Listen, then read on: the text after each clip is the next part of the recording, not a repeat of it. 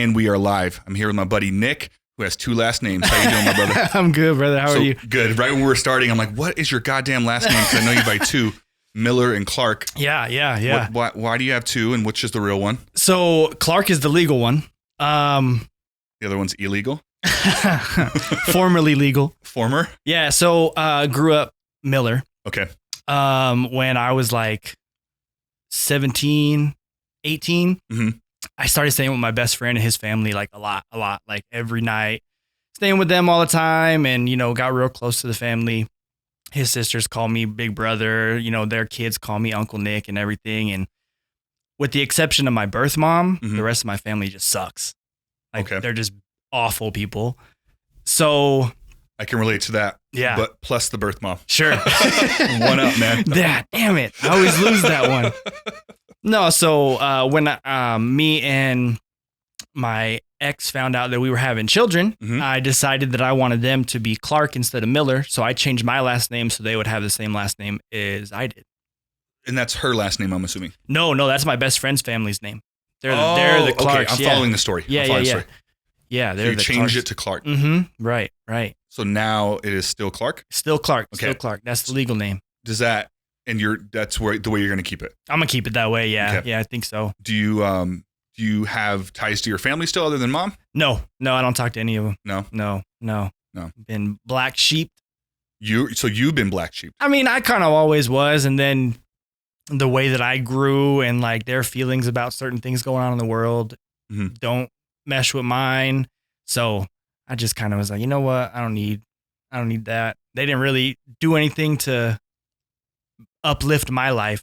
So was that a hard decision? No, it wasn't. Nope. I can relate a little bit because I don't hang out with my family at all. Sure. And up till 3-4 years ago, I do hang out. I have my brother Colin, who's my biological brother, but like my mom and then my dad passed away. I don't talk to her at all. I used to though. I used to go hang out with her, and she's like, she drinks a lot. And it was there's tons of trauma involved there. And I used to always think like, if I just hang out with her more, I could fix her. Sure. And there was that whole thing. And then one day, me and my fiance went out there, and she was crying, and she was like, I swear she was hammered. I'm going to go see you soon, sweetie. She lives in El Paso. She doesn't even see me. I literally, to this day, I haven't spoken to her or seen her. I think it's almost like 4 years now. Ooh, sheesh. And she's right there. Yeah. And I'll never forget it. That day, she was just crying, and she's like, I'm going to go see you. And I remember thinking, I've heard this before. Yep. And I was like, and I kind of like was straight up with her. And not in a rude way. I just said, Mom, like, I'll believe that when it happens. Right. And I left that day thinking maybe she would, and she didn't. Of course, she never did. Yeah. And I just remember telling my fiance and my friends, I was like, honestly, like, I feel bad when I leave there. Like, it ruins my day. Yeah. I feel like a worse person. I get that. I'm wasting a lot of my energy trying to figure out this relationship. I'm going to give it some time to breathe. Right. And I just stopped, and things got better for me, a lot better. That's good. And so now it's a healthy, and people, like when I talk to people, sometimes they'll be like, do you need to mend that relationship? I don't think I need to. No. I think that my life's really well, and I've come at peace, and I have an adoptive mom who is wonderful. Sure, yeah. I have friends, parents who are motherly figures. Right. And I'm like, I'm good. Yeah, that whole like, but it's your mom, but it's your dad, but it's your, if it's not healthy for you and you have that awareness that it's not healthy for you, then you need to just do what's best for you. And, you know, especially, you know, with me, I have kids. With you have a fiance. Like, you need to do what's best for your family. And I think we both made the right choice. I think so too.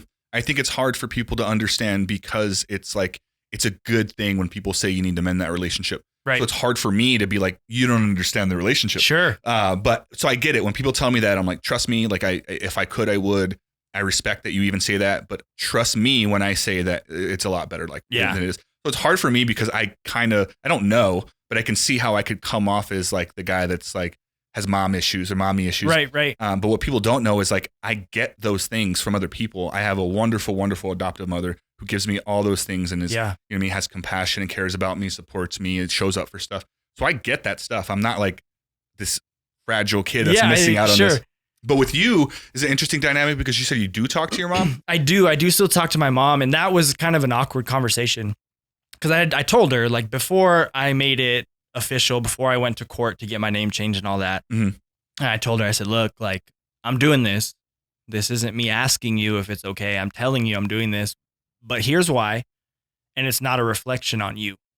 Like it's not because of anything you've done. it's because the Clark family, you know, grandma and grandpa have met me 3 times in their life, and they send me a birthday card every year.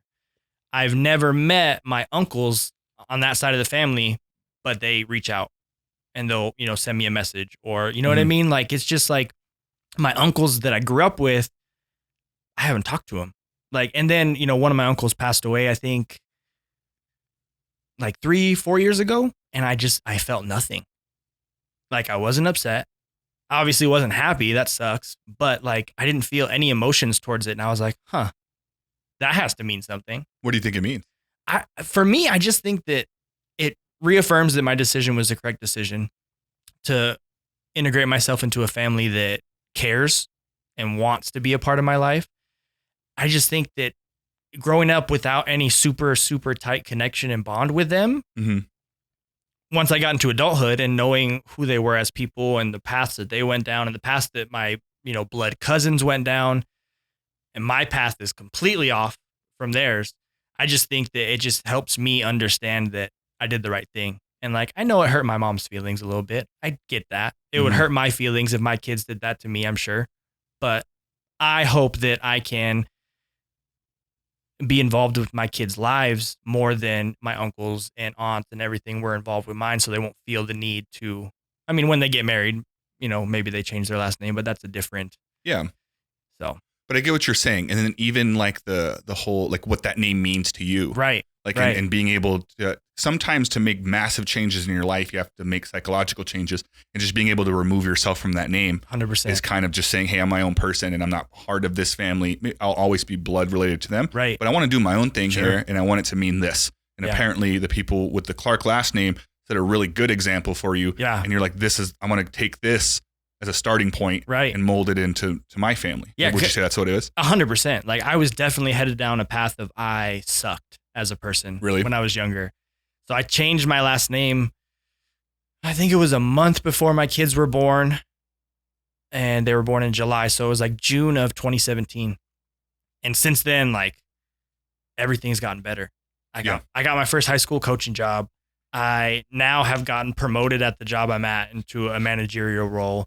I'm back in school. Yeah, you're doing good, man. I'm trying, brother. I'm trying, man. And that's the start of doing good, right? And there is no key unless you know of one. No, shit. I get asked that a lot because I'm not doing, and I mentioned this in other podcasts, I'm not doing the greatest I've ever been or I'm ever going to be, but I'm definitely doing way better than I used to be. And the growth is massive. 100%. And I wish I knew like the thing, because I get asked that, like, what do? I don't have like a recipe. I just like some luck's involved, right? Some mindset changes, and then just figuring out who you are as a person. Yeah. Hence the name thing, and kind of figuring out like, where does my place in the world? And with me, and you could tell me if you relate to this at all, it really meant a lot to me to know that I can do something different than what my family did. Yeah. And it's like, because genetics play a huge role in who we are as human beings, as people, but your choices are also in there. And I'm one of those people that think your choices outweigh the genetics.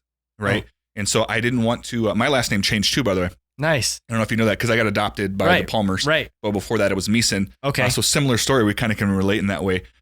So if you see my old high school, like basketball photos and stuff, they all say Meeson. And but that's weird, because Palmer. I figured like I've always known you as Palmer. Like, that last name doesn't resonate at all. Like, I switched it my freshman year in high school. Okay, well then that makes sense. They officially adopted me. Okay. And they asked me if I wanted to change it. I did change it. Nice. I changed my middle name too. I wanted like a whole new thing. I even wanted to change my first name to Will, because it's legally William. Right. And then I thought, like, I'm just getting crazy at this point. Yeah. Yeah. I almost changed mine to Nick. Yeah. I almost changed my legal first name to Nick, but I was all, I've been signing Nicholas, like my signature, for so long. And I finally got that cool one where I think, like, if I'm ever famous, this is going to be rad. Yeah. And I got that. Yeah, you can't. I mean, you could still use it, but I get what you're saying. It's like, you could still be Nick. Yeah. Yeah. So that was my deciding thing. I'm like, well, everyone knows me as Will anyway, so I'll just leave it as William. Yeah. Most people name Will or William. So whatever. I left it, but I can relate in that way, and kind of like wanting to do my own path, and just realizing like there's a thing there where I could kind of fall into this misery. Or I could just do something different with it and kind of own it. Yeah, I'm not embarrassed of the family I come from. I talk about it all the time. Right. Because I know I'm not that. And I came to that realization, which makes it comfortable to talk about. Absolutely. Is that kind of like what you think might have helped you when you first started doing better, right? Getting into school. Yeah. Oh, promoted? Yeah. And you know, it's support system. So then I look at my support system, and like I have birth mom who's supportive. You know, she has been, and I'll always give her credit. Like she's been great as far as like, if I want to do something, she's all, go do it. Go do it. I mean, some things she probably should have told me not to do, but whatever. It's all fair. But then I also have this big family. Yeah. You know, I have a brother lives in Albuquerque, married, 2 sisters down here who both have 3 kids. So we have tons of cousins around. Mom and dad are around, grandparents, cousins, uncles, right? It's just like, now I have kind of 2 support systems. Like, you know, one I can go to if I want kind of sugar coated, right? But the other one is the tough love and the, hey, like, you're messing up. So you got a balance there. Exactly. Yeah. Exactly. Yeah, that's really good. The support system is super important because it's like we are who we're surrounded by. Yeah. You know what I mean? Which is why you take people get falsely accused of stuff all the time. All the time. And then they go to prison and they actually become a bad person because you threw them in there with other people that act like that. Yeah. And so your surroundings really matter. 100%. You know what I mean? People in the military, when they come back, they have their brotherhood over there. It changes who they are. So you're right. Your support system, the people you're around are important because we tend to take on some of those traits. Definitely. And it's all great if it's a good trait. Right. But unfortunately, the world's full of not the greatest people, and you'll catch some of the bad ones. Yeah. But yeah, it's good to have a good solid support. Have you ever heard of? I did this for school. You ever heard of CRISPR? Mm-mm. So it's a program that they created. It's like 10 years old. It's been going on since like the 60s. They've been trying to create it. So people don't even know this exists, man. It's a genetic splicer. So they actually, this is currently happening in our animals and our food. They can actually take out certain genes and replace them with better ones. And so they're using it to keep the E. coli out of the cabbage. Right, sure. Or to keep mad cow out of the cattle. So they're using it for that, but they want to start using it on humans. What? It's crazy. So I was watching this crazy story on this. And it's they actually successfully did it in China. A guy, 2 twin girls, he changed their eye color, their height. Like he's able to literally pull out their certain DNA and replace it with a different one. Dude, it's creepy. Yeah. So this is the big debate. They actually put a stop to it. It's like banned in 75 countries. We can't do it here.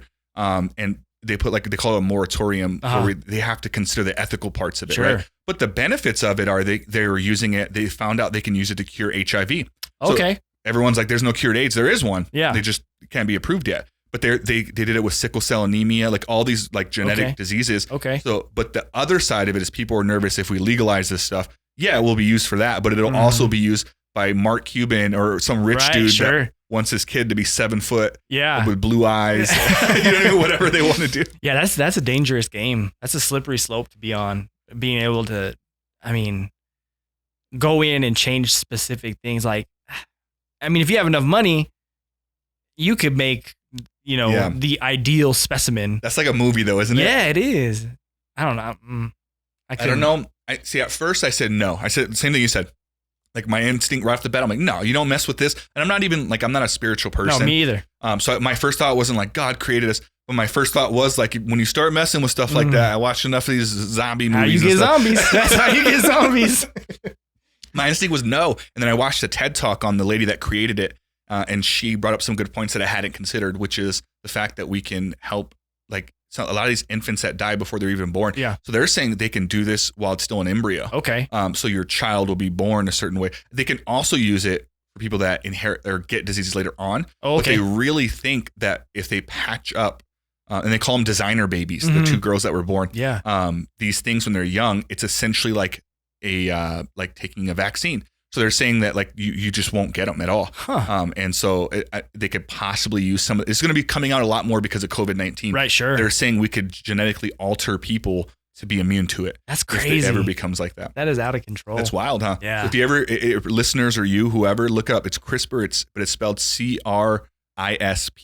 I'm sure it'll be in the clip. Title, but it is crazy. It blew my mind. I spent like an hour today, like watching stuff. Once you watch one, there's like another one. It just keeps rolling. Yeah. And so now I was like, oh my God, like this is our future. Yeah. And then for them to say like, oh, this is already, I thought like, oh, this just happened. They're like, no, this has been around. That is, and the food you're eating and the animals you're eating probably already have been affected. Like this has been used on them. That's dangerous. Yeah. I mean, having kids, I couldn't imagine changing them from what they are. Like I couldn't imagine going in and saying, no, let's pluck this and pluck that. Yeah. And so, I feel like some parents would do this. No disrespect, but They exist. One of my daughters is autistic. And I can't having a child who has autism, there's difficult days, but it makes the good days better.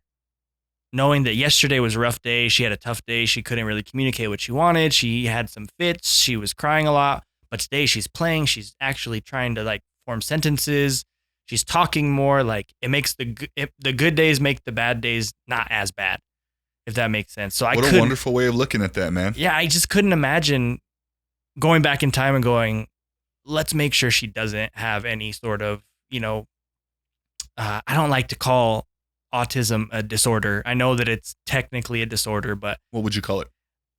Yeah. What would be the proper term? I don't know that I don't know that I could think of a term, but this is the way I put it to people who don't have experience with autism.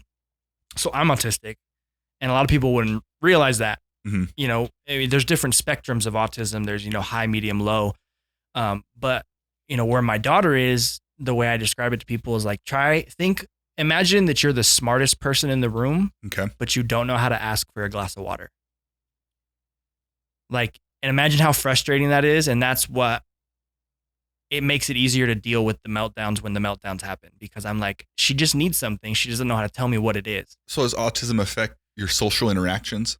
So at the different levels, so it can affect your social skills in general. It can affect your speech, how fast you develop speech. Like my daughter, they're going to be 4 in July. She knows words, she says words, she asks for certain things, but she can't really form sentences, and she won't have a conversation with you. Whereas my other daughter will just talk. So she's struggling a little bit with communication, which is her biggest struggle, her biggest hurdle she has to jump over. But thankfully, we got her into an autism-specific classroom for August when they go back to school. So I think that's going to be super beneficial. That's really good. Yeah. So that, and Daryl does stuff like that too, by the way, if you ever need an extra resource. Oh, nice. He specializes in speech stuff. Yeah. And he would tell you better than I could. Yeah. But I know for a fact, if you need, I'm sure you have plenty of resources, but if you ever need information or help with that, let me know. That'd be awesome. Yeah. That's interesting because I never thought of it like that. So you're saying, yeah, that's interesting. Being the smartest person in the room, but you just don't know how to communicate that or communicate the things that you're doing, right? Yeah. She's a genius. She knows where everything is in the house. She'll just walk and go get something. And if she can't open it, she'll just bring it to you. Are you getting to the point where you're figuring out based off the way you know your daughter, what she's trying to tell you? Yeah, a little bit. When she's getting a little fussy, certain sounds tell me, oh, she's hungry or, oh, she's tired. You know what I mean? Certain things, once we start getting to the point where she has more cues for what exactly she wants, both kids love tortillas with butter. That's the snack. That was the snack when I was young too. Dude, I'm saying, I get it. Save a lot of money. Yes, I do. So, we go down the list. Does she want cookies? Does she want a popsicle? Does she want, an Uncrustable? And it almost always is a tortilla with butter. So I should probably just learn it. Tortilla with butter, and then if she doesn't react to that, it's something different. Yeah, Start the other way. Right. I should just flip the scale. But yeah, no, I'm starting to learn a little bit just based off of what the sound she makes or the noise she makes is and how intense the upset is that she's showing. And does that change as she gets older? It has. Yeah. And again, now that she's able to kind of, I know where my water bottles are. I'm going to go grab a water bottle. It's become so much easier because the list now is just what kind of food does she want that she can't get for herself? When before it was does she want a bottle? Does she want water? Does she want, you know what I mean? The list goes on and on. But yeah, as she's gotten older and, I've learned her more, it's starting to get a little easier. Does it help to be more plan oriented, for her to have a routine? Does that help? That's a big thing. When we first got the diagnosis, they were like, get her into a routine, get her into a routine. And I have tried, but let me tell you, this kid will take 5 baths a day if you let her. There's no routine with her. She just, whatever she wants to do, she's going to do. But again, she'll grab my hand and take me to the bathroom. And that's her telling me, hey, I want to get in the tub. Yeah. So we try to stay on a routine a little bit. Within maybe 30 minutes, we'll do lunch. If we normally do lunch at 12, we try to do it before 12:30, things like that. And it has helped. Bedtime is kind of rough because sometimes they'll just fall asleep. And Lily, especially, that's the one with autism. She'll just be hanging out watching TV and just pass out. at like 5 o'clock in the afternoon. And then I'm like, damn, she's going to wake up at 7 and be up till like 2 o'clock in the morning. That seems to be a parent thing. When the kids fall asleep early, they get upset. Yeah. Like once 7 o'clock hits, if you want to fall asleep at 7 o'clock or later, go for it. Anytime before 7, please don't. Throws off everything. Please don't. That's wild, man. And so another thing that I was thinking of, I hope you don't mind me asking questions. No, go ahead. It's has this happened yet, or have you thought about when and how do you start introducing new things, right? Because she obviously likes tortillas with butter because that's her thing. But maybe, when kids don't have a wide variety of things to eat, like when do you start introducing new things? And that's kind of I'm super jealous of like my roommate and my sister because their kids will eat anything you put in front of them. Like if my roommate takes a bite of something, it could be like fish. I hate fish. That's why I make that face. But it could be like I don't eat fish piece of fish. And if he goes, this is so good, his son will be all right, let me have some. Let me tell you how many times I've eaten a burger in front of these kids. Trying to trick them into like. And they will not take a bite. We finally got pizza. And now it's pizza all the time. Before it was like chicken nuggets and fries or make some at the house. But now like they want pizza all the time. So introducing something new has been a little tough because they don't fall for my shit. Like I try so hard.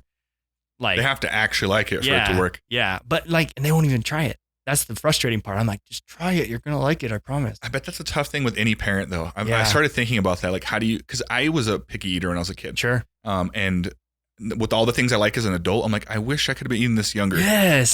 So it's like, but I don't know what would have worked like back then. Right. I remember like the first time I ate not chicken nuggets from McDonald's. Not chicken nuggets. Is because I think they were like, I don't know if there was like a weight on it or something. And we were in a hurry. Me and my mom were in a hurry. And she was like, you just got to get a burger. The nuggets are not going to be ready. And I was throwing a fit over a burger. Do you remember how old you were? I was maybe like 6 or 7, I think. And like, you remember this? Yeah, I do. I remember this vividly. It's crazy.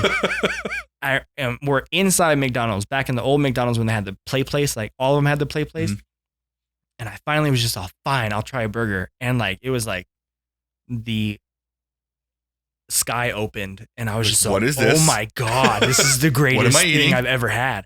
And now like, you probably eat a burger a day. Yeah. It's wild when you're young. You just kind of don't want, you get it again. It's a routine, right? You get used to the things that you eat, and half of them you go with the most robust flavors, right? Yeah. So like your sweets and like all those things. Like, I remember being a kid and thinking like how dumb it was that adults ate food. You're stupid. You're wasting all your money on this corn, and like I remember that's how much I was like, you guys know Laffy Taffies exist, right? Yeah, like right? You guys are out of your mind. You're wasting all this money on all these vegetables, and like even like I now would eat like chicken and stuff when they would make it. Oh, but I remember like daydreaming. I'm like, when I'm an adult, I'm going to have like a room full of candy, like Skittles, Nerds, gummy bears, all of them. Yep. Yeah. And just never understood it. I'm like, I don't know why adults eat food. Yeah. I was the same way. Like I wasn't super, super picky, but I remember like if it wasn't mac and cheese, I was like given a dirty look. Like, are you serious? Yeah. You just didn't give me mac and cheese for dinner. We were so poor. I'm from Louisiana. I was born in Lafayette. And we lived in like a really bad part. We lived in like 4 different cities in Louisiana, and so I don't know where I was in this memory, but I know I was in Louisiana, and we were so poor, man. We lived in this trailer park, and I remember my mom again was always drinking. She used drugs. She was always gone. So literally like a movie, it would just be me, my brother Colin, and my sister Angela just in the house usually, and they would come in. Weird people would come over. They would do drugs, and then they would leave. Right. Sometimes we wouldn't see my mom for days. Sheesh. That must have been like 6 to 9, somewhere in there. Okay. And we were so poor, we would make white rice with sugar. We would just pour sugar on the rice, dude. I don't know how I'm not diabetic, dude. I have no idea.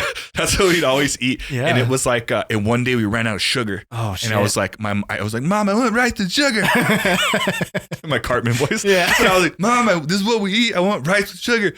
And she was like, all right, I'll make you rice with sugar. And she was trying to trick me. She made it like really like sticky rice. It was like shiny. Okay. She's like, see, there's sugar. And I'm like, it doesn't taste like sugar. Like, you're lying, Mom. I was so mad. She's like, I put sugar in it. And like, as a kid, when parents say that, I'm like, it does look like there's like, it was kind of shiny. Okay. And I was like, Mom, I know you're lying. Just like eating rice. I'll just never forget that. I was so mad that there was no sugar on it. Yeah. But that was like one of my go-to things. And my little brother, Josh, would eat butter. He would like out of the tub. Oh, wow. With the Crocker That's bucket. crazy. Remember those buckets they used to have? Yeah. He would just eat butter. That's what we do. We were really, really poor, man. And we would just eat what was left in the fridge. And it just happened to be those things a lot. I feel that. Like I still to this day, like ramen is a tough sell for me. Yeah. I went through a phase where I didn't eat ramen at all. I actually eat it now, but that was every day, every day. Yep. And then, when I made it into a foster home, I'm like, I'm done with this. Yeah. Moving on to big boy food. Yep. I want meals. Yeah. And for years I didn't eat ramen. I do now though. But yeah, there was a time like where I was burnt out. Yeah. I was like, I can't eat Super burnt out. I get that. Yeah, it's crazy. Like when you're young and the way obviously when you're poor, it's even more. But that was what had I not grown and had people show me different foods, I'd still be eating rice with sugar. Yeah, man. probably. I'm pretty sure. Yeah. But when you start eating new stuff, I won't repeat the story because it's on a different episode of the podcast. But one of my old foster families made me try Mexican food for the first time. Okay. And I was so stubborn. I only wanted to eat like white people food. And they're like, you live here, you're eating this. Yeah. And now it's like my favorite food. Oh yeah. And I'm like, oh my God, why did I not eat this for so many years? Yeah, I just, my kid's mom is Hispanic. And so every time I would go over, her mom would like cook me food and like, hey, you want to try this? And I was like scared to death, dude. Yeah. Because spicy and me, like, especially now in my 30s, like heartburn for everything. Really? Everything. Like seasoned fries give me heartburn. It's awful. But I was so scared. And like, I don't like pork. And now that I know, she makes really good red chili pork, but I would like, no, I'm okay. I just ate, but like stomach is growling. Like I'm hungry. Yeah. Yeah. But I was so And that's terrified. Super disrespectful in Hispanic families Yes, when you don't take their food. I learned that pretty quick. Yeah. Yeah. And now like if I go over and she's cooking something, I'm like, what are we getting? Yeah. Look it up. Yeah. It's crazy how that works. But yeah, I'm the opposite. I love spicy food to the point where I could be dripping snot and just still eating it like an idiot. I'm like, is that hot? I'm like, yeah. Like, some people always say it's not hot and they push through. Yeah. I'm like, I know it's hot, but it's so delicious that I can't stop eating it. Yeah, I try so hard. I remember one time, me and my brother were living together at a little place off Solano, and we had really good friends. A guy named Daniel Dagonis, tattoo artist here in town for a long time. He lives out in San Jose now, but we had a deal because they lived in an apartment complex with no washer dryer. So on Mondays, they would come use our washer and dryer. And as payment, they would cook us dinner. That's that hood friendship, man. Yeah, exactly. So they come over and I think I was at work. I don't know where I was working at the time, but I come home and, enchilada plate just sitting there. And I was so hungry. I go sit down and nobody says a word to me. They just let me start going in on it. And they can kind of start seeing like, it's like a cartoon, like the red go up to creeping your face. Up. White people problems. Dude, seriously. Like we can't hide shit. No, you'll know. But they're like looking at me like, so how's that taste? I'm like, shut up. I know what you did. Shut up. And like in that moment, the inside of my ears are on fire. Yeah. Like that was the worst feeling of my entire life. But it was so good. It was so good. Yeah, there's one of a kind. When you leave New Mexico is when you realize how good New Mexico food is. Right. Because you start getting versions of it other places. And it's like, oh, if you guys only knew what we had there. It's to the point where I think if they did come here, when I say they, anyone outside of New Mexico, further than El Paso and Arizona probably would get it. But like we went to Hawaii, me and my girl, because we were thinking about getting married there. Oh, okay. And they had Mexican food there. And it was terrible. It's fine. I mean, we tried it. It was like their version of it. And so I was like, all right, it's cool. But I remember thinking like, if we took them to New Mexico, they would probably think it's gross. We're like, oh, this is like, because I pictured myself in my head, like bringing a Hawaiian here and be like, see? And but then I was like, being honest, I'm like, they probably would be like, I want the Hawaii version. Right. That's like their food. Yeah. And so it's like, I'm wondering what other people's version of our food is when they visit. I think the safe place to send them to is Andales though. Yeah. That's everybody's happy with Andales. When somebody's traveling from out of town, like they stop by my work or whatever, I go to Andales. Go to Andales. That's a safe spot. I have my favorite Mexican restaurants depending on what the food is. Okay. So some of them are multiple. I really like the chicken tacos from El Sombrero. Okay. Yep. They kill it. Yep. Salsa's good there too. El Patio. Jesus. Andales. I was thinking of the Doghouse Patio. Yeah. Yeah. I can get almost anything I want there. Right. It's super good. So I'm glad that you said that. Everything's good. Chachi's has really good red enchiladas. I like those from there. Chachi's. Yeah, it's really good. I'm trying to. What's your other go-to Mexican restaurants here in town? So I think Andales is number one, but I worked there for a long time, so I'm biased. Chachi's, and then just based off proximity to like where I am most of the time, probably Si Senor Express. I do that a lot. Yeah, my buddy works at Si Senor, so I've been going there a lot lately. They're really good too. Yeah, that's another good one. Yeah, yeah. It's the food. Have you traveled a lot? No, I haven't. Like, well, when I was younger, like playing music and stuff, we toured a little bit. Yeah.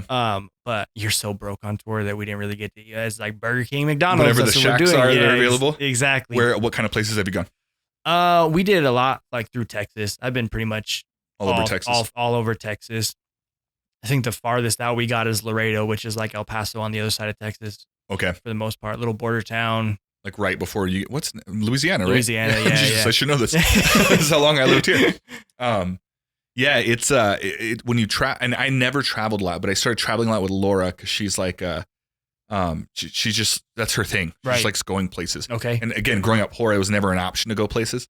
But traveling a lot, man, we've gotten to go a bunch of places in Texas, of course, but Hawaii was fun. Seattle, Portland was super fun. We went to Vegas. Oh yeah. We haven't gone too far east. We wanted to go to this concert. It was like a beach concert. I forgot what it was called. It was literally a music festival on the beach in Alabama. Oh, nice. Like, you know where Floribama Shore, where they filmed a show there and stuff? It was right there. Okay. It was a huge festival. I think we ended up canceling it for Hawaii or something. But we did a cruise. We went back to New Orleans for my 30th. Nice. Which was kind of cool to go back to like my hometown and kind of see that vibe. We took a cruise into Mexico and stuff. But like getting this, like do the food and stuff, it's like, yes, there's literally one great thing I could think of in every place. Yeah. But almost every trip I went on, I was dying to come back home to get the food here. Just to eat what you want to eat. For sure bias. But yeah, I mean, oh my God, biscuits. I'm going to make the listeners hungry. Yeah. In New Orleans, if anyone ever goes, biscuits and gravy are just on a whole nother level. Oh, like man. The way they do them there is so good. And I remembered it from my childhood, but when we went there, I was having bad luck. You know what I mean? I was having a few things they serve. You ever had a po' boy? Yeah. It's like the sandwiches. Yeah. They're so good. And I knew those would be good. And we stopped at this buffet of all places, and they had biscuits and gravy. It was so good. I was like losing my mind. I didn't want to eat anything else. And then we get on the cruise, and they have biscuits and gravy. Oh. It is disgusting. Oh, no. And I'm like, oh, my God. Like, because I thought, like, since it left from the port. Yeah. No, it was totally disgusting. And you're on a cruise. Yeah, you expect the food to be good. There was good food, just not that. Oh. Or maybe those biscuits and gravy were so good that like it just couldn't compare. Yeah. And then since then, I tried to recreate it here. It just doesn't work, man. So now if I ever go back, it's the first thing I'm getting. Oh, yeah. 100%. Yeah, that's wild, man. That's the one thing I wish we had here was a Waffle House. Yeah, I've never been to one. Is it really? Yeah, I love waffle. Well, I really like grits, and you can get West Coast thing or an East Coast thing. The Waffle House. I think it's more of an East Coast thing. Yeah. Yeah. You hear my dog barking. Put him out of the yard. Yeah. So you like California, like? No, like East Coast. I think. East Coast. I think it's East Coast. Yeah. But Which makes sense why I haven't been to one. Yeah. I haven't really been East. It's pretty good though. I really like grits a lot, and you can Another get Louisiana grits thing. Love any grits. type of way you want to get grits. You can get them grits. sweet, you can get them salty, you can get cheese in them. Mm-hmm. Yeah, bake it. If you ever hit a Waffle House, just get grits. I promise you. Yeah, it's about as southern as you get right there. Yeah. Grits are pretty good. I feel like we got to change the food subject or I'm going to get pretty hungry now. Yeah, I hear that. I've been like, I'm like tasting all this stuff in my head. People probably clicked off the video. Like, dude, I'm hungry. I need a break. Yep. Let's talk some basketball. Okay. What do you think? So your team is the Timberwolves. We talked about that. Yep. And by the way, how do you feel about your boy Rose doing good in New York? So I've been a big D Rose fan since before Minnesota. Like I loved him in Chicago. Hard not to. I loved him. Hard not to like him. I loved him at Memphis. Yeah. Like just the way he plays. Like, and I'm so happy for him when he had that 50 ball in Minnesota. Cried in the interview. I cried, dude. Like I'm tearing up. Like he's back. No ACL going to keep him down. 2 ACLs. He tore both of them. Yeah. It's I'm so happy for that guy. He was so good. I will admit I was one of those people when he was coming out of Memphis that thought Michael Beasley was better. I'm guilty. Okay. Remember that was the big controversy. Yeah. Beasley or Rose, who goes one? Right. And of course Rose goes one, Beasley goes two. Wonderful choice, by the way, Chicago, because Beasley ended up not being much. Yeah. Rose ended up being an MVP. But I'll call myself out on that because watching them, I just saw Beasley. He was a tall like wing. He could shoot. And I mean, he's still like if you watch like there's a bunch of street videos. Ball stuff. Yeah, and he goes to these open still workouts. Good. He's still really good. He just I don't know why it didn't work out. He had an attitude problem. Yeah, attitude problem. Because he played in China for a while and he was really good there. But yeah, I thought that he was going to be the next big thing. And I liked Rose. I just didn't think he was better than Beasley. Sure. I get but that. then I remember I watched the first game ever, Chicago. He started his first game ever, but he was like on a minutes restriction. They only played like 18 minutes. And just the first like play of the game, he comes out, just does this crossover, like flying acrobatic layup. I'm like, whoa, I'd never seen anything like that before. No, and he just doesn't come down. And he did it in college. but seeing him do it against grown men in the NBA, Right, I'm right. like, you can kind of see, it's like Zion. When he was in college, he was great, but like when you see him in the NBA, you're like, oh, he's just outperforming all these guys. 100%. And that was kind of how it was with Rose. I'm like, this guy's special. It's incredible to me that still, even at the age he's at, like you see him attack the basket, he's still floating in the air. Like he just does not come down. He's just more skillful now. Yeah. You could see the way he lands is better. He seeks out contact, but he's smart about it. He's not really dunking that much anymore. Yeah. But he does float still. He does those like, little moments where you're like, there's no, you shouldn't still be up there, man. He's so special. So I like what he's doing in New York. I hope New York, so New York versus Atlanta in the first round. Who you got? I think it goes 7, and I think New York gets it done. Because I think the defense is where they'll pull ahead. And I have a love-hate relationship with Tom Thibodeau. I really do. Because again, with Rose in Chicago, that team was great. Yeah. And then he came to Minnesota and took every damn player of that team except for Joakim Noah and brought him to Minnesota. Yep, he did. And it worked out for a year, and then he got fired. I've always thought he just overworks his guys. Yeah. But now he has such a young team. Like you got Julius Randle, RJ Barrett. Those guys can probably handle it a little bit. They probably take better care of their bodies, now that they know that, high minutes can lead to injury risk. Yeah. You would assume. I think New York takes the series. I want to say 6 or 7 too. Yeah, I think it goes 7. I think I'll even go out on a limb and say that's the only series that goes 7 in the East. I think it's the only one that goes 7 in the East. Yeah. Okay, all of the other ones are done earlier, but I think that's the most competitive one in terms of their skill levels. Very similar, and they have see Atlanta has the guy in my mind with Trae Young. He could finish games. He could pass. He's the guy. New York doesn't have that. They're kind of a committee. Exactly. Right? I mean, Julius Irving. Julius Randle can do some stuff, but he's not the guy. Like I don't see him doing like a close the game kind of thing. Right. But with Rose and all these other guys combined with him that are tearing it up, you know what I mean? I think they can make some noise. But I think they're very similar in that way. But I think at the end of the day, in that game 7, the defenses, they're way more dominant than Atlanta on defense. And I think that matters. And that's Coach Tibbs. That's his thing. He was the defensive coordinator basically for that Celtics team that won the championship. So Jimmy Butler, what he is. Yeah, he Not did. That Jimmy didn't have anything to do with it, but I think that's an interesting series. In the East, who you got? Any other matchups in the East that stand out to you? Like right off the bat, I think we got. So we'll find out who gets the 8 seed today. Right. But we have Boston got the 7, right? Yep, and they're gonna play Brooklyn. They're gonna play the Nets. And Coach Brad Stevens got in trouble today for praising Brooklyn. He was like, "Yeah, they're tough. I don't see how we beat them." And the media made a big thing about it. Like but I'm like, hey, come on. You think he goes to the locker room and says, "Guys, I don't think like this is a mind game." Right. You know what I mean? He's having fun, but he took a lot of heat. They're like, Kendrick Perkins was on ESPN saying like, "Well, why don't you just go coach the Nets then if you like them so much?" And I was like, damn. It's tough for me because being a coach, we steal a lot. That's how it is. And Brad Stevens and Greg Popovich are my go-tos. Like, I'll just sit there and watch YouTube videos and I'll be like, oh, that's pretty cool. I'm going to write that down. Yeah. And as much as I think Brooklyn is an incredible basketball team right now, because just based off of roster alone, they're a tough sell for me. And I love Steve Nash. That was my guy growing up. But I almost feel like he got Steve Kerr'd. He got thrown into a real good situation. Yeah. He has to win a championship this year. Or else. Yeah, and even if he does win, they're going to give the credit to KD and Kyrie and Harden. Exactly. And I mean, that's a tough beat, but I don't know if the Nets win it. I don't know. But they for sure beat Boston, right? 100% beat Boston. So I see what you're saying. So I think I have them going. So this was my pick, and I put this on Facebook. Okay. My final picks were I have in the East, I have Brooklyn going and losing to the Clippers. Ooh. And I know that's not a popular thing. And I also picked the Clippers last year. Again, being honest, we saw how that ended. But here's the reason why. I think the Lakers are the most dangerous team in the West. I just don't see them getting quite there. I don't think there's enough time. No. The other team that I like is Utah, but they were really good last year. Right. And we saw how that ended. Right. And Phoenix looks really good, but I don't know. So Phoenix could surprise me. But in the West, I kept thinking like, all right, when superstars move to a team, typically they don't win that first year. It's typically the second year, which is this is their second year together.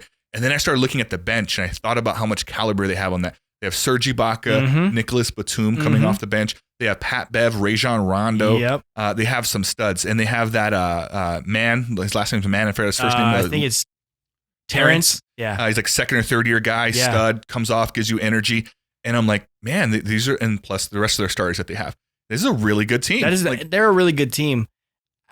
It depends on Paul George. Let's just be honest. He looked so bad last year that I'm not even mad that you bring that up. Because I just think that there's no way he's that bad 2 years in a row. I agree with you. I don't know. And you can't count Kawhi out because, when you're finals MVP on that San Antonio team and then your finals MVP, I mean, I think he was the guy for Toronto.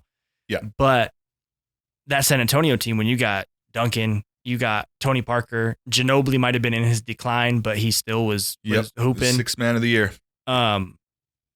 You can't count Kawhi. For some reason, the Clippers, when you think Clippers are going to the finals, I don't know. I get it. I totally get it. But I wouldn't be surprised. I wouldn't be totally shocked. Like, that would be one team who I don't have making it, that if they made it, I'd be all, okay. They're also the one team that I think matches up well with Brooklyn. Not that anyone matches up well with Brooklyn, but I do think with the amount of wing players they have and the way they switch and the way they play defense, and with Ty Lue there and, you know what I mean, his schemes and stuff, I can see it. Again, it's going to be hard, and because of the same reason why I told you stars don't usually win it the first year, is why I'm not picking Brooklyn to win it. I think that's fair. That they haven't played enough together, but maybe I'm wrong. Coach Benji was telling him he's like, there's left. We had a whole argument about it. I'm just saying at the end of it, I think it falls apart a little bit because they don't play defense at all. Mm-hmm. But yes, they might be the best offensive team we've ever seen.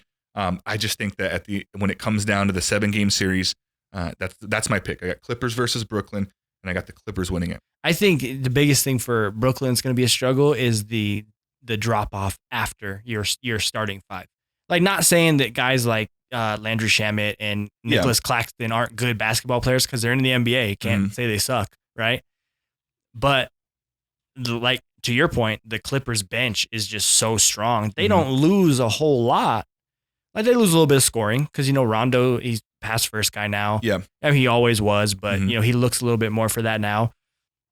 I mean, to be totally honest, I could really see the Western Conference Finals being Phoenix and Utah. Okay. I really think that I think the Chris Paul making everybody better hype is real. I think that no matter how far Phoenix gets, what's going to hold them back is that after Devin Booker, there's just not really anybody. I mean, you got Jay Crowder, you got DeAndre Ayton, came alive this year. Yeah. But you rely on one guy. Like all the years that Kobe was in LA with nobody around him. Yeah. You rely too much on one guy. He has one bad game and it's a game 7. That's it. That's a wrap. And defensive, they know who to zero in on when that's the case. They could box in one, Devin Booker, and that box in one, man. There goes all your Nick Nurse, man. When he started doing that, they were like, people were so mad at him. They're like, that's a middle school defense. I'm like, well, it won him a championship. Yeah, so. I was sitting at home like, hell yeah, Nick. Box in one. So who do you think would win out of those two then? Who represents the West? I think if it's those two, I think Jordan Clarkson comes out and ends it. He's been huge. Yeah. He's been out of control. Yeah. Like, looks really good. And I think it was there has to have been a conversation. Yeah, I'm a big Quinn Snyder fan too. There had to have been a conversation like, hey, Jordan, we're going to put you in the starting lineup. And he was, I want that 6-man award. Like, I'm scoring damn near 30 off the bench every night. Like, sometimes like Crawford and Lou Will, these guys, they just play better off the bench. They don't play well when they start. It's cool to come into the game. I like them. I just it's Utah. And I'm a little nervous with that. Well, I'm biased a little bit because there's 2 players in the playoffs right now that I cannot stand. One is Rudy Gobert. Okay. And that's because you don't hate him because of the COVID stuff, do you? No, I hate him because the last 2 times Karl Anthony Towns got hurt, it was because Gobert. Oh, really? I didn't know that. Yeah, he would like hook him and like throw him off. Oh, Jesus. So no Gobert. No Gobert. And people I'm gonna catch flack for this, especially if Benj watches it. Oh, probably. But Nikola Jokic. I love that guy. I can't stand him. You got to break that down to me. That guy's so cool. It's simple, and it's going to sound real stupid. Is it because his body looks like a snow cone? It's because he is the most unathletic dude I've ever seen in my entire life. That's why I love him, man. But, I mean, incredible basketball player. Skillful. Incredible. Yeah. But, like, I just see him play, and I'm like, ugly as hell. Shouldn't be able to make that shot. Yeah, like, why are you shooting from 7 feet behind your head? Like, that jump shot is terrible. And doesn't touch rim at all. Does not touch rim. And maybe it just makes me mad because I'm also unathletic and not in the NBA. Like maybe that's why I'm so upset about it. Jealous. Yeah, I am. In jelly school. Yeah. I love that guy. I think he wins MVP. Oh, he does. Hands down. I saw some today. I don't know how much truth there is to it. I think one of those basketball pages posted it that 25 ballots have already come back to the league. Oh, really? And all 25 have him first place. Yeah, it makes sense. I think and it sounds bad, but what helped him was Jamal Murray going down, because that's how they vote. It's the narrative. It's a narrative award. 100%. Obviously, or else Jordan would have like 15 of these, right? Right. So it's a narrative one, and the narrative for him was great because no one counted them to eat. What are they, the 3rd seed right now? I think so. Yeah. And I think they were like the 4th or 5th seed when he got hurt, and everyone projected them to fall, and they went up. Right. And he was, I think he leads them in all their stats, by the way. He does. He's everybody talks about Porzingis being a unicorn because of his skill set. Like Jokic. I love Porzingis. I hope he gets healthy because that one magical end of before he got hurt in New York, he looked like, I'm like, who's going to guard this guy? No, So you're right. Yeah. Because Porzingis isn't. Why don't you hate him, man? He's not very athletic. Because he's hurt all the time. I don't have to watch him play. So if Jokic gets hurt, you'll be like a fan. Yeah, I'll be all right. Hope he gets better. Nah, I mean, I say hate. No, I honestly, in the sports world, you're allowed to say that. don't like Gobert. Like I just look at like even in 2K, I'm like, I'm not playing for fucking Jazz because he's not fun to play with. No, but like Jokic, I don't hate him because I'm a fan of the game and what he does for the game and the passes that he makes. I'm just like, dude, out of control. The guy's on another level. Very skillful with his size. And you're right. It doesn't make any sense. There's times where I watch him play. I'm like, how does he make this basket? He jumped like 2 centimeters off the floor, but he's got that hook, a high release. And he knows where they're at on his body. He does the fake up and under his twice. His footwork is incredible. Yeah. Let me ask you a question. Ask. We're talking about NBA and awards, and I'm biased.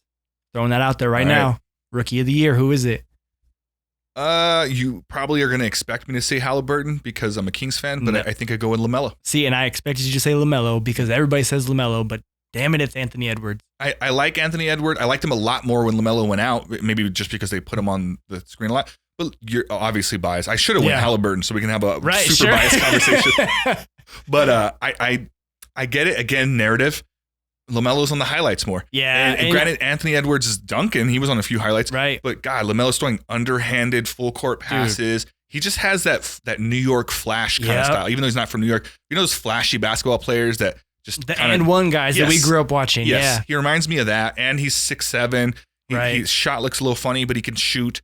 If my brother watches this, he's going to be laughing at me right now because I was so anti-LaMelo Ball when the draft came around. I thought he should have went first. I was like, damn anybody but LaMelo Ball. Please do not bring that to my favorite team. I mean, being a Timberwolves fan. That's right. Had he gone first, he would have went to the Timberwolves. Yeah. And you understand this as a Kings fan. Like, it's been hard times. Oh, yeah. For a long time. Yeah. But I was so anti-LaMelo Ball. And I remember, I think it might have been, it wasn't his first game because I was all on my high horse because he was terrible in his first game. And I was like, see, I told everybody we shouldn't have got him. We got Anthony Edwards, blah, blah, blah. Mm-hmm. Then his second game happened. And I called my brother and I was like, I know. I'm sorry. That's it. He's going to get worse, I bet. Yeah, he's not going to be good after the one game. But then, I mean, pairing him with Miles Bridges. Whew. Yep. And I think he's the youngest triple-double, right? LaMelo. Because they keep beating it. It was one year, it was like Tatum, and then Fultz beat him the next year. Yeah. And then Lonzo actually got a triple-double. Okay. And then I think LaMelo had the youngest. We could look it up. It has to be either him or Luka. 100% has to be one of those two. Well, I think LaMelo was younger in the league, right? No, they're both 19. You're right. Yeah, they're both the same age. Yeah. Yeah. We'll have to look it up. But it was one of he had a super young one. Yeah. He's incredible. Like, yeah. But we also are in a basketball age where stats are inflated. So, 100%. Who's to say that some of these older guys wouldn't have also gotten that? Right. Those people that were like, think back to the multi-dimensional guys that were very, do you remember Sean Marion with the weird shot? Oh, yeah. That guy, the Matrix, he was so underrated. He was a triple-double guy. He was. And would have had way more had he lived in this era. Oh, 100%. Or played in this era. But yeah, those guys like that were just like kind of could do a little bit of everything, but didn't really get any shine because they weren't scorers. Right. And I mean, Sean Marion, he fell into the hole of, I play with Steve Nash and Amari Stoudemire, and I play with Jason Kidd and Vince Carter. Yeah. And he was just always surrounded by, but that goes along with your point. He was surrounded by so many dudes, and he was like, okay. Yeah. I'm going to rebound, get assists, play defense. Exactly. And score 10. Yeah. Score 10 if I'm lucky. And he would get those numbers. Yeah, it's crazy to see how the game's evolved. I think, so who do you got? Give me your finals and give me who you think's going to win it. And we'll make fun of each other how wrong we are when this is all over. I think honest, no BS assessment. The East is tough for me because I'm like, okay, I think the Eastern Conference Finals is Milwaukee and Brooklyn. Over Philly? Yeah. I like the way Philly's playing. I do too, and Doc Rivers is a genius. Yeah. But so that's my thing with Milwaukee is you take out Giannis, it's a normal straight up basketball game. But I do think the Eastern Conference Finals is going to be Brooklyn and Milwaukee. Okay. I think Brooklyn wins it. I think honest Western Conference Finals, it's probably going to be, I'm trying to look at the... Well, you said Utah, Phoenix in the Western. Yeah. Who do you think wins out of those two teams? I think Utah. So Utah, Milwaukee. Or you said Brooklyn? Did I say Brooklyn? I did say Brooklyn. You're right. You think Utah, Brooklyn? Brooklyn. Who wins out of that? I'm going to go... This is tough for me. This is like college, so I'm going to pick based off coaching. All right, let's hear I'm going to go Utah in 6. Utah in 6. And we're making these call-outs before they've even started. Today's the last playing game. Yep. So if you're watching this months from now, and you're like, those idiots, they're not even in that round. Watch all of our picks get knocked out first round. Early. Yeah, all the teams. Every point we made, the opposite happens. Like, those guys don't know what the hell they're talking about. Probably not. I mean, I won't fill out NCAA brackets. I've never done one. I like college basketball, but way less than when I played basketball. I love college basketball because of they run offenses better. Right. And so you can learn so much more like that. I think my big thing is I don't get to watch enough of it. And so when the tournament comes, I'm not going to take Duke to the final every year because I know Duke. Which most people do. Right. And then you always have like Loyola Chicago, 2 tournaments in a row where they made like a super deep run as a low they were the one this year, right? That ruined everyone's brackets. I think they got to like the Elite 8 or Final 4. Yeah. Yeah, it's I don't watch enough of it. I was a really big Illinois fan when I was younger because they had Darren Williams, D. Brown, Augustine, these guys. But that I only liked them because they were in a championship that year. They played UNC when they had Sean May. And that was like the big, and of course UNC won it. Yeah. But I always liked Illinois, and obviously Darren Williams went on to be a wonderful NBA player before he stopped playing basketball for whatever reason. But I really liked Illinois, but it was only because they were on one day and I was young and I'm like, all right, this is my team now. Yeah, same. Like I mean, I'm a Minnesota guy like for everything, but I've always had a soft spot for Kansas. Yeah. That hardened a little bit after the Andrew Wiggins experiment in Minnesota. Not a huge Kansas fan right now, but what is up with that guy? He's so frustrating, man, because he has games where you're like, that guy's a star. Dude. And then he'll have like a bunch of games where he's just trash. And I mean trash. Like he literally looks terrible. Yeah. Terrible. There's no way. He's so frustrating, especially as a fan. Yeah. Because then we trade him for D'Angelo Russell, who's supposed to be Karl Anthony Towns' best friend. Mm-hmm. And I've been talking with my brother about this all season. I couldn't stand D'Angelo Russell this year. I couldn't stand how he was hurt for most of the year, right? He was hurt, but when he did play, the offense died in his hands. Like he would just take some ugly jump shot that wasn't going to go in. And Andrew Wiggins is like playing his ass off. And I'm like, where was that for the last 6 years, man? Like, yeah, I see what you're saying. And then keep in mind, you guys traded Kevin Love to get Andrew Wiggins. Yes. The number one pick ended up being Andrew Wiggins. And at the time, I mean, granted, Kevin Love isn't that same player, but at the time, dude, that's a 2020 guy. Yeah, that guy was balling, man. That guy was balling. You know, and you know, thank the basketball gods that Glenn Taylor finally sold the Timberwolves. Is that the old owner? That's he just sold it to a group. The guy's name is Mike Lore. I don't know. He's a social media guy, I think. Yeah. And then Alex Rodriguez, baseball player. Oh, that's right. I did hear about that. And that just happened weeks ago, right? Well, they're doing like a slow roll of it where Taylor will still be there teaching them how to run a basketball team, and then he's just going to be out. And I'm like, dude, first things first, retire Kevin Garnett's number. Please retire Kevin Garnett. It's not retired yet? No. He just got in the Hall of Fame. I know. And they have not. Nobody's worn it. He went to Boston. Nobody's worn it yet, but they haven't retired it. Yeah. Yeah, you got to do that. It's funny because me and you, we're so related because our teams are so bad. Yeah.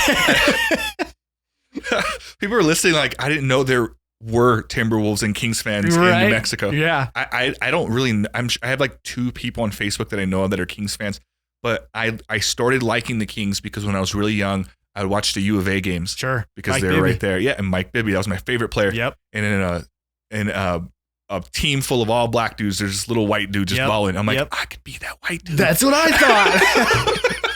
Because Jason Williams was my guy. Yeah. See, Jay Williams was before Bibby. So Right. it's like, I have a Jason Williams like fandom in me. Okay. But I have to be honest. I didn't really get in the Kings until Bibby went there. I followed him there. Sure. And then Jay Williams went on to, or Jason, we should say, since there's a Jay Williams. That's Right. Not a great host. He's not. Oh, I thought you were about the Jason Williams From UTEP. that played basketball and like shot his limo driver. Oh, I don't know about that. No? There's a Jay Williams that's a commentator on ESPN. And then there's Jason Williams, White Chocolate, that we're referring to. Okay, Jay Williams, if you watch this, I'm sorry. I didn't know. Hopefully you didn't shoot anybody. Yeah, hopefully not. But yeah, I was so, and then I rewatched the era, and of course he went on. I think was he in Miami when they won the chip? He was in Miami in 06. So he did get one. Yeah, he got one. Bibby didn't get one, did he? No, there was one point in his career, maybe it died off towards the end. They were doing, they do all those weird stats. Sure. He was, and this may not be the same anymore because obviously he hasn't played in years, but he was the greatest player of all time to never make an All-Star game. Like stats wise, wow. like no one with his stat. He never made an All-Star game. That's crazy. That is crazy. Yeah. And all those years, the Kings were good. They were just, Chris Webber was a All-Star. Vlade Divac, Doug Christie, these guys were all All-Stars. I love the Kings now as a grown-up, but back then I hated y'all because I was a Timberwolves fan and we battled every year in the playoffs. It was either the Kings or the Lakers. Yeah. And those were rough years for us. Yeah. And you guys, man, that team, that Bibby, Doug Christie, Peja, Vlade. Forgot about Stojakovic. How did that team not get? Well, I know because of Robert Horry. Yeah. I know Big Shot Bob took it out of you. Robert Horry. Don't even get me started. I think that might be, in my lifetime, the greatest team never to win one. That's true. We'd have to really break them down, but that's definitely got to be up there. They were so good, and that was consistent. They were that good every year. Top 1 to 3 seed in the West, and was competing. The Lakers were in their prime, and it was just tough. But yeah, and then it was downhill from there. They started trading people away, got picks, got Cousins. There's the guys that came through there that were really good, and they got rid of them. Tyreek Evans was the rookie of the year. I don't know what happened to him. He ended up getting suspended for like some drug thing, and then he just never came back in the league. I don't know what happened. I feel like he got traded. He did get traded. He played in Indiana. I don't remember where he played, but I remember seeing him play somewhere else. Yeah. Like, he was suspended for a year, so then he just went away from the Kings, and then he showed up on a few teams, and then he's suspended to this day. He was banned from the NBA for 3 years. I was looking at a story the other day for performance enhancing. They caught it. I don't know. Apparently, it's not a huge issue in basketball, which is probably why they didn't publicize it. But yeah, he was like, he got banned. He'll probably be overseas somewhere. Yeah, he probably is. That's probably exactly where he's at.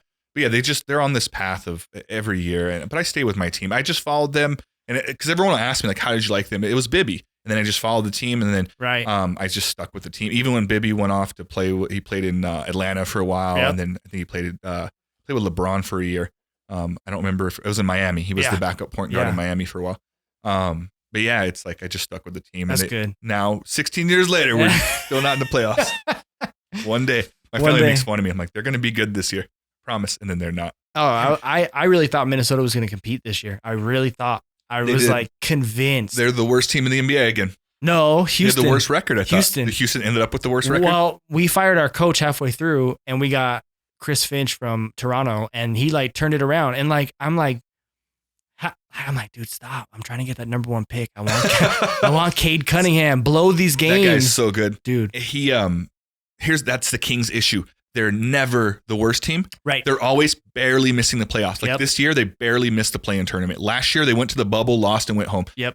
So they're not bad enough to get good picks, but they're not good enough to make the playoffs. And it's like no man's land. Yeah. And I mean, it's a tough play. I mean, those small market teams where it's tough to get free agents. Yeah. And they were going to move the team to Seattle a few years ago. Do you remember that? Then one of the guys bought it out. I think it was Kevin Johnson, the old point guard for the Suns, bought him from the brothers. The Maloofs. The Maloofs. There you go. They own like half of Albuquerque, those guys. Yeah, it's crazy. Yeah. And so, but I'm so happy that they stayed there. I probably would have gone with them if they went to Seattle, just stick with my team. But I was so happy that they got bought out and they get to stay in Sacramento. But Man, I just hope they get someone soon. They will. They got De'Aaron Fox, who's fun to watch. They have some good players, but they need like the guy. Yeah, I'm waiting for it's him. important to have that one dude. And that's the problem with Minnesota is we can't keep a guy. We had to trade Garnett because we couldn't. We blew You gotta up. be careful with Towns too. He's coming up. That's what I'm saying.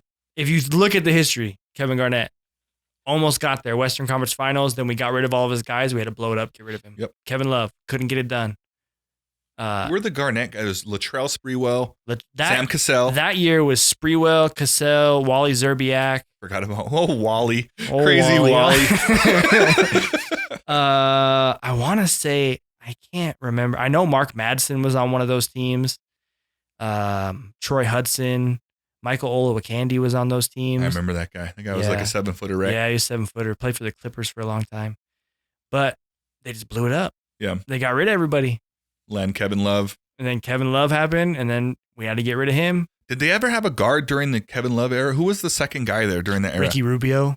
Yeah, who they thought he would be. We had Kevin Martin for a little bit. Oh, that's right. We did. And he was a stud, or at He least was. scoring. That's about all he did. He didn't play any He had an defense. ugly jump shot too. He had Talking about ugly one jumpers. of the ugly. He's a second. I think Marion's one 100%. the worst, and then he would be 2. Yeah, and then swing Lonzo around. before the fix. Yeah. It still looks weird, but it Yeah. looks way better than what it did. Yeah.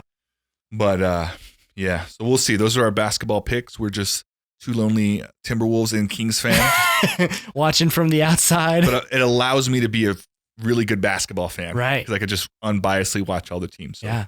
I'll take that appreciation. Switching subjects a little bit, you mentioned that you were doing school. Congratulations, by the way. Thank you. First semester you just First finished? semester, First yes, semester sir. back. And what are you going to school for? So right now I'm just doing a general studies associates. Okay. At the branch. Okay. And then the plan at this point is to transfer to the University of Memphis. They have an online program. Mhm. I really like history, and I wanted to go to school for something that I could fly through. Because I mean, the ultimate goal is to coach at the next level, and you have to have a degree to coach in the NCAA. So they have a history bachelor's at Memphis, and they also have sports and leisure management. So the plan right now is to major in sports and leisure management when I transfer over there, and minor in history. So if all else fails, I can just get a job teaching. Yeah. And then do an alternative licensure to get my master's through the district and teach history while I'm still doing it. You got this planned out, man. I do. It's been a long time coming. What's different this time? Because you went to school before. You said it didn't go very well. Yeah, I got kids. That's what you think that I changed your got life? kids. Yeah, 100%. Like Yeah. once I realized, I mean, I've been bartending for 11 years and I'm gassed. I do not want to bartend anymore. So that's why I've kind of moved away from it in my job right now. And I'm like, okay, well, I just can't do this forever. Like eventually I'm going to have like a big boy job. And coaching is all I want to do. And if that means that I have to teach high school and coach high school basketball for the rest of my life, fine. Yeah. But the goal is to, I mean, lofty big goal is to get to the league one day and coach and professionally. Yeah. I know that's a tough ask, but that's what I'm working towards. Well, you got to right have a large goal and then some smaller goals, Right, which is what you have. exactly. Like, hey, I got to do. See, what I like about what you're saying is you know the path. What a lot of times I talk to people and they're like, I want to be like a famous rapper. Right. It's like, well, there's like stages to get Yeah. there. Like, what do you do? Like that. So what happens is they make these giant goals.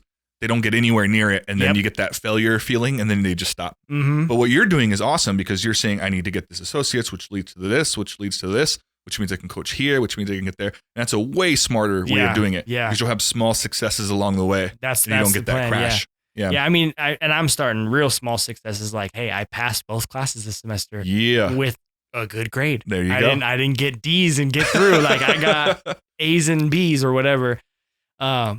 So that's I have to do that. Yeah. The way my mind works, I have to succeed. Like if I would have failed this semester or gotten 2 really bad grades, I probably would have quit because I'm the type of person, like if I'm not good at something, I don't want to do it. Like if I'm not good at it the first time, I don't want to do it anymore. That's why I don't play guitar because I still am awful at guitar. Yeah. It's I see. I'm the opposite. I if I'm not good at something, it makes me want to do it more. Okay. If I'm interested in it, obviously. Sure. If someone takes me to do something, I suck at it, and I'm not interested, then I'll just move on with my life. Right. But when I really want to do something and I suck at it, I'm like, I really break down what it Sure, is, and I'll sure. surround myself with people, and I'll ask a ton of questions, and to the point where it could be unhealthy sometimes. Yeah. I'm like, obsessive. I'm super obsessive. I have an addictive personality. Yeah. When I really want to do something, like I go all out for it. Yeah. And then but here's the healthy part is if it doesn't work out or I don't accomplish it, I'm really good at accepting that I put the effort in. Okay. And I'm like, all right, like I did X, Y, Z, you know what I mean? Whatever. I did this. I tried it for this many. Okay. I'm okay walking away because I'm not even enjoying the attempt anymore. Sure. But yeah, if it's the more difficult it is, the more intriguing it is. Okay. I'm like, wait a minute, what's that all about? Yeah. I just get fussy. Like I'm just like, I don't want to do this anymore. Yeah. Like I'm just like, this is stupid. I don't want to do this anymore. But like, you know, for example, guitar, like I try every damn year. Yeah. And it still hasn't worked. And I have a guitar. I have no idea how to play it. Nope, me either. I have 2. All that really means is you didn't really want to do it that much. I guess, yeah. Yeah. If you think about it, obviously you say you tried every year, so you obviously want to do it. But it's like, that's really what it is. Like, it's just not there. Right. And that's okay. Like, it's not a failure thing. It's more of like, there are people in the world that would lose their mind to learn the guitar and they probably would get it. Right. But you kind of have to lose your mind and stuff, or else it's like, maybe it's just not your thing. Exactly. It could be other things. 100%. Yeah. You need to make that phone call? Yeah. Okay. Let's break real quick. All right. I can tell you I don't have money, but what I do have are a very particular set of skills. All right. Yeah. And we're back. We are back. Little break. We are back. Little timeout. Does this thing make you want to do a DJ voice? Like a sexual one? Like, we're back on Dirty Thursdays with R-Dub in the morning. R-Dub. Waking you up with that wet sauce. Shout out Robbie. Did you watch the episode when he was in? Yeah, that's my guy, man. Yeah. That is my guy. That was a super fun one, man. Yeah, that guy has some cool stories, man, and super cool dude. That's the beauty of doing these podcasts. Already, even without it, like I kind of know a lot of people. Sure. But doing the podcast, you get to know people on a different level. Like even this. Right, sure. Like we talked about this when we were writing me to be on it. I don't like you're bartending, it's loud. I can't sit there and have a conversation with you. You're busy. Yeah. And so when you come do these, it's a real cool moment where you get to kind of talk and understand people. And even with your stories, it's crazy how much stuff we have in common already. Exactly. And like the craziest thing for me is like we went to school together. Yeah. Right. I don't know that outside of Whiskey Dicks, we've had a whole lot of conversation. No. Well, I don't even think I've ran into you, really. No, I mean, like I'm kind of closed off. Like I kind of just do my thing. I go to point A to point B, so I don't really get out a lot. Yeah. And not drinking, I don't go to bars. Yeah. But like, yeah, like whenever I saw you were doing this, I was like, damn, I want to go have a talk with him. Let's go talk with Will. That's the most common thing I get when people reach out to me is man, I was watching one and I want to be on it. Yeah. You know what no one does, not even you, is tell me why. And that's okay. I don't care. But I for people listening, if you want to be on the show and you write me, you'll have a way better chance of being on it if you write me why you want to be on it. Because most people are just like telling me, I have to kind of drag it out of them a little bit. Sure. And with you, I already know you. So I knew this would be very organic and, sure. and fine. But some people, I'm like, okay, what will we talk about? Is there something you're promoting? Is it like, what do you think? Like, what are you into? Right. Like, I have to kind of do that a bit. So people that write me, please just tell me why. Because if it's super interesting and I didn't know that, I'll probably move you up to the top. Right, sure. But yeah, that's how it is though. But the amount of people that reach out to me, they're like, it just looks like you guys are having a blast. Yeah. Like, it's pretty much what we're having. Like it's meant to be fun. And that's all that's what drives me, man. That's what, and me and Benji were talking about this in our episode. The way he feels about basketball. And I played basketball, going back to the guitar thing, like my heart wasn't in it the way that it should have been to do things, right? But I still had fun, you know what I mean? Right. But this, my heart is into. Like I feel really like I love conversating. Yeah. I need some water. There you go. Getting nervous. I love conversations, man. I love communicating, and I don't know. I'm just a social person. And during a pandemic where you're not allowed to be social, dude, I know. I'm like, God. So I have all this built up like stories and like, it's all, you're getting it all, man. No, it's good. Like, and that's how it was for me. You know, thankfully being a district employee, we all got vaccinated. Mm-hmm. And I got vaccinated and I was like, shit, I'm gonna go do stuff now. I got vaccinated too. And I'm like, but I got kids that aren't vaccinated. I can't be out doing stuff. I got to stay home.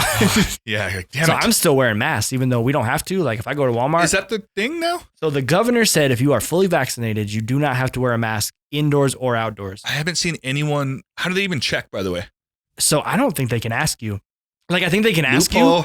I think Here's the thing. Don't try this at home. Here's the way of looking at it, though, because you're right. If you are vaccinated and your mask is off, you're fine. Right. So anyone that's out there that's pretending not wearing a mask, they're really just hurting themselves. Exactly. Can't affect anyone else because you're only supposed to be wearing it or wearing. You get what I'm saying? Yeah. Not wearing it if you have it. And I mean, the majority of people I've seen out not wearing masks look like they weren't about the mask. If you catch my drift. I haven't seen anyone. Is this recent? I remember hearing it, but I've been places. I see everyone has masks still. Dude, Walmart. I was at Walmart yesterday, and I would say probably like 2/3 of the people I saw were not wearing a mask. Did people look at them weird? Did No. you look at them weird? I did. I did. But it's because I was being kind of judgmental. I'm not gonna lie, because I was. I love that you're honest, man. Totally voted for Donald Trump. I can tell. Like that's what I'm walking by. Like, that's why you're not wearing it. Because I'm gonna still wear it. Eventually I might forget it one time when I go into a store. I might wear it because it's habit now. I put it on. Exactly. Like, I don't even know that I'm doing it. And if sometimes. I'm running errands, I leave it on my ear while I'm driving. I don't even take it all the way off when I get in the car. Like if I'm bouncing to place, like I'll leave it on my ear. So it's just a quick.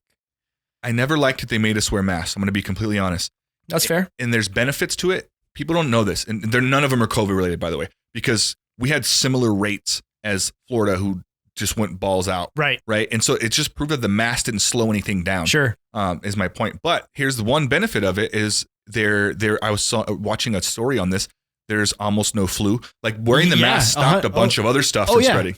I'm like all about like we should just normalize wearing masks when you're sick, like they do in like the Asian countries. It's normal. Like it's like a courteous thing to do. Yeah, it's like part of the culture. Like if you're feeling sick, just mask up. Come out. And there's nothing wrong with that. In a year, if hopefully this is all over. If I see somebody with a mask out, I'm not going to be like, they have COVID. I'm going to be like, thank you for not potentially giving me a cold or the flu. Thanks for looking out. Yeah. But I didn't really care about the mask. Like it didn't affect me negatively. Like I was just all right, that's what I got to do to go to the store and buy groceries. That's what I'm going to do. I didn't wear one at first.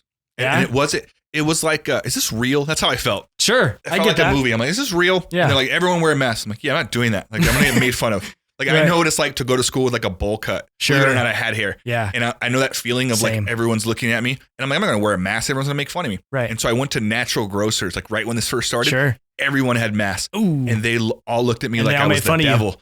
Worse. Worse than making fun of someone is when you look at them and do it in your head. Sure. And I was like, and everyone was just like staring at me. And I was like, oh my God, I just like offended like 30 people in like a minute. Right. And I walked back and my girl was in the car. I'm like, do not fucking go in there. That shit is crazy. Why are we here anyways? Yeah. Yeah. Is it worth it? It's been a crazy year. Like the whole year was just out of control. Yeah. And it makes me a little like, I almost feel nervous for masks to go away now. Like, I don't know why. Cause I can see that. So one of my daughters actually had COVID. Okay. That she was the second confirmed case in El Paso. Oh, wow. Yeah. She had jaundice and COVID at the same time. It was fucking terrible. It's crazy, dude. So there's no way I didn't have it because I'm sleeping in a hospital bed with her, right? Holding her. Yeah. So you're thinking you have the antibodies. 100%. But did you ever get sick? Never. Yeah. Never. But I have a really strong immune system. Like I get sick maybe once every 2 years, and 9 times out of 10 it's just I'm dehydrated. Yeah. I've been tested, not for the antibodies though. I've been tested multiple times. Same. During COVID, I did a fantasy football trip where we went to Denver. Okay. And they didn't make me do it, but I did a test here. Just so my friends and family felt safe. Right. No one wanted me to go on the trip. Sure. And then I did one, came back, did one again, both negative. Sure. I never got sick or had symptoms, and I've already had my vaccine shot, and I had my second one this weekend. Okay. And I didn't, to be honest, I don't think people should get it if they don't feel comfortable. No, I'm with that too. Because I didn't feel comfortable, but I felt this immense pressure, not even from my job, because my job didn't pressure me at all. Maybe it's paranoia. But I work in the field and I work with homeless communities. Sure. I work with people that live in their home and I can only see them in their home. Right. They don't have transportation. So I'm going to be in people's homes. I'm going to be in facilities. I'm going to be on all these places. And my job kept saying like, you don't have to get it. But then the paranoia in me, I'm like, yeah, but then when they start doing cuts, right, everyone's vaccinated except for Will. Like this one guy can't go to anyone's home. That's the main thing we do. Right. Like and so I just felt like I needed to do it.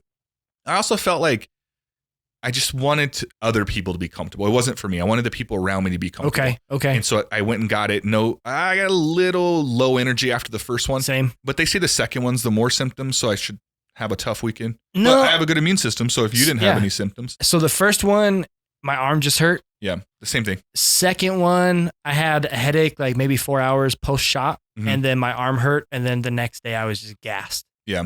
Just totally lethargic, tired, wanted to sleep all day. That's how I felt the first one. Okay. Like, I didn't feel sick at all. Like No. I had no fever. No. I had no energy to do anything. Yeah. I normally go running on my lunches. I do Right. something active. I go to the gym or both. Couldn't do it. Yeah. I sat there. And my girl's like, "Are you okay?" Because I'm like talkative, loud, wild. Right. And I'm like, "Yeah, I just like, I don't want to move." Yeah. She's like, "Are you depressed?" I'm like, "I'm pretty happy. I just can't make my face tell you." Yeah. Like, I just like didn't have energy to I like. promise I'm happy. I swear to God, I'm smiling inside. But that's all it did. So I get my second one on Saturday, and I'm hoping that maybe I'll take a little bit of that because it lasted overnight, not even a full 24. I think it was like 12 hours. Yeah. I felt like that, and then I felt good the next day. Sure. So I'm hoping it's similar or less. Okay. I think you'll be all right. Yeah, I hope so. And like I said, because I grew up so poor and dirty and messy. Oh, yeah. My immune system's out of this world. Nothing's getting to us. Out of this world. Yeah. I ran into a dumpster with my bicycle when I was a kid. Because I was mad at my friend. I was riding my bicycle and I was mad at him and he was dogging me. So I went to keep dog. You know when you don't want to break the ice? Yeah. And the dumpster lid was open. Oh. And it wasn't the plastic one. It was the metal one. Oh, yeah. And boom, I have a scar still on my head. Busted open, but didn't want to break the gaze. So I'm just staring at this guy and blood starts pouring down my face. And I think it's sweat because it's like. Sure, it's hot out. Yeah. And he's looking at me like, that guy's out of his mind. I think I won the staring he contest. He never dogged you again. So I'm just staring. And I even went like this because I thought it was sweat. Shit, blood all over my face. And I'm just staring down this kid. And I'm sure he was like, ah. He like took off. Hell yeah. And then I realized that I was bleeding and I did that. I was like, ah. Yeah. I ran home and they took me to the doctor. And they were sure. They're like, it's a dumpster. It's metal. You have tetanus. 100%. And they gave me a tetanus shot, but I never got it. That's and crazy. So I remember thinking, and all the weird stuff I've been through as a kid, I'm like, I think I just I fought off tetanus without even trying. Granted, they gave me the shot afterwards. But my immune system's always been really good. And I hope that it's less symptoms. But I did see this. This was what was trending. Did you know there's like been a massive raise in Asian hate crimes? Because of COVID-19. Yeah. And I'm not trying to take any shine away from Black Lives Matter and police brutality. Right. Both sides of that. I think those are obviously important things that are pushed to the forefront. But behind the scenes, I was reading that there's massive, like the biggest jumps they've ever seen in Asian crimes. And they think that it's in America. Right. It's related to the fact that we as Americans, because of Trump, blame them, you know what I mean? Because he was calling it the Kung Flu. Right. The Wuhan virus, like all these things. And so you get these people that just follow the leader. And apparently like there's a huge, massive rise in hate crimes. Yeah, it's insane to me because you just have like history repeats itself. Look what happened after Pearl Harbor. Same thing. You're the history guy too. There was internment camps in America for Japanese people. And you know what I mean? Like, Donald Trump's a hard one for me because I dislike him very strongly. I do too, but I'm also not political. And so when people tell me the good things he did, I'll listen. Right. No, because sure. I want to know because I don't know. Right. If I say I don't like someone, I'd like to know why. Like I'd like to know some facts. So I don't know enough. And maybe like the last 2 months is probably the most politics I've ever heard about. But just reading people, like right off, even before he's the president, I'm like, this guy's a piece of shit, man. Yeah, definitely. 100%. Remember that show where you just fire everyone? Yes. I'm like, that guy's out of his mind. That guy's out of his mind. Like you just started a TV show to fire people. Yeah. Like, and he smiled every time too. He's like, you're fired. And I was like, what? That was good. I was like, why are you so happy, man? That guy, you know what? He gave up his job to be on your show. And then you fired him. It's the second job he's lost since the show started. Yeah. I just didn't like him. And I have never liked his speeches. No. But I'll give him this. He's super entertaining because he's stupid. He's so dumb. And some of the stuff he says, if he was a comedian, he would be one of the best. Oh, yeah. Because he's hilarious. Yeah. Because he doesn't even know he's being funny. No. Those are the best comedians. They don't understand it. He's just talking and he's like, Like Zach Galifianakis. Yeah. That guy's a moron, but he's hilarious. He doesn't have punchliners. No. He's just a funny guy. 100%. I think that's how Trump is. He's so stupid that it's hilarious. And then the fact that he doesn't even know it just adds more humor to it. That whole 4 years was so surreal to me because I remember vividly, like when he announced his candidacy, I was just right. Like, that's not going to happen. It's like when Arnold, and then he won too, though, when he was the governor. That's weird too.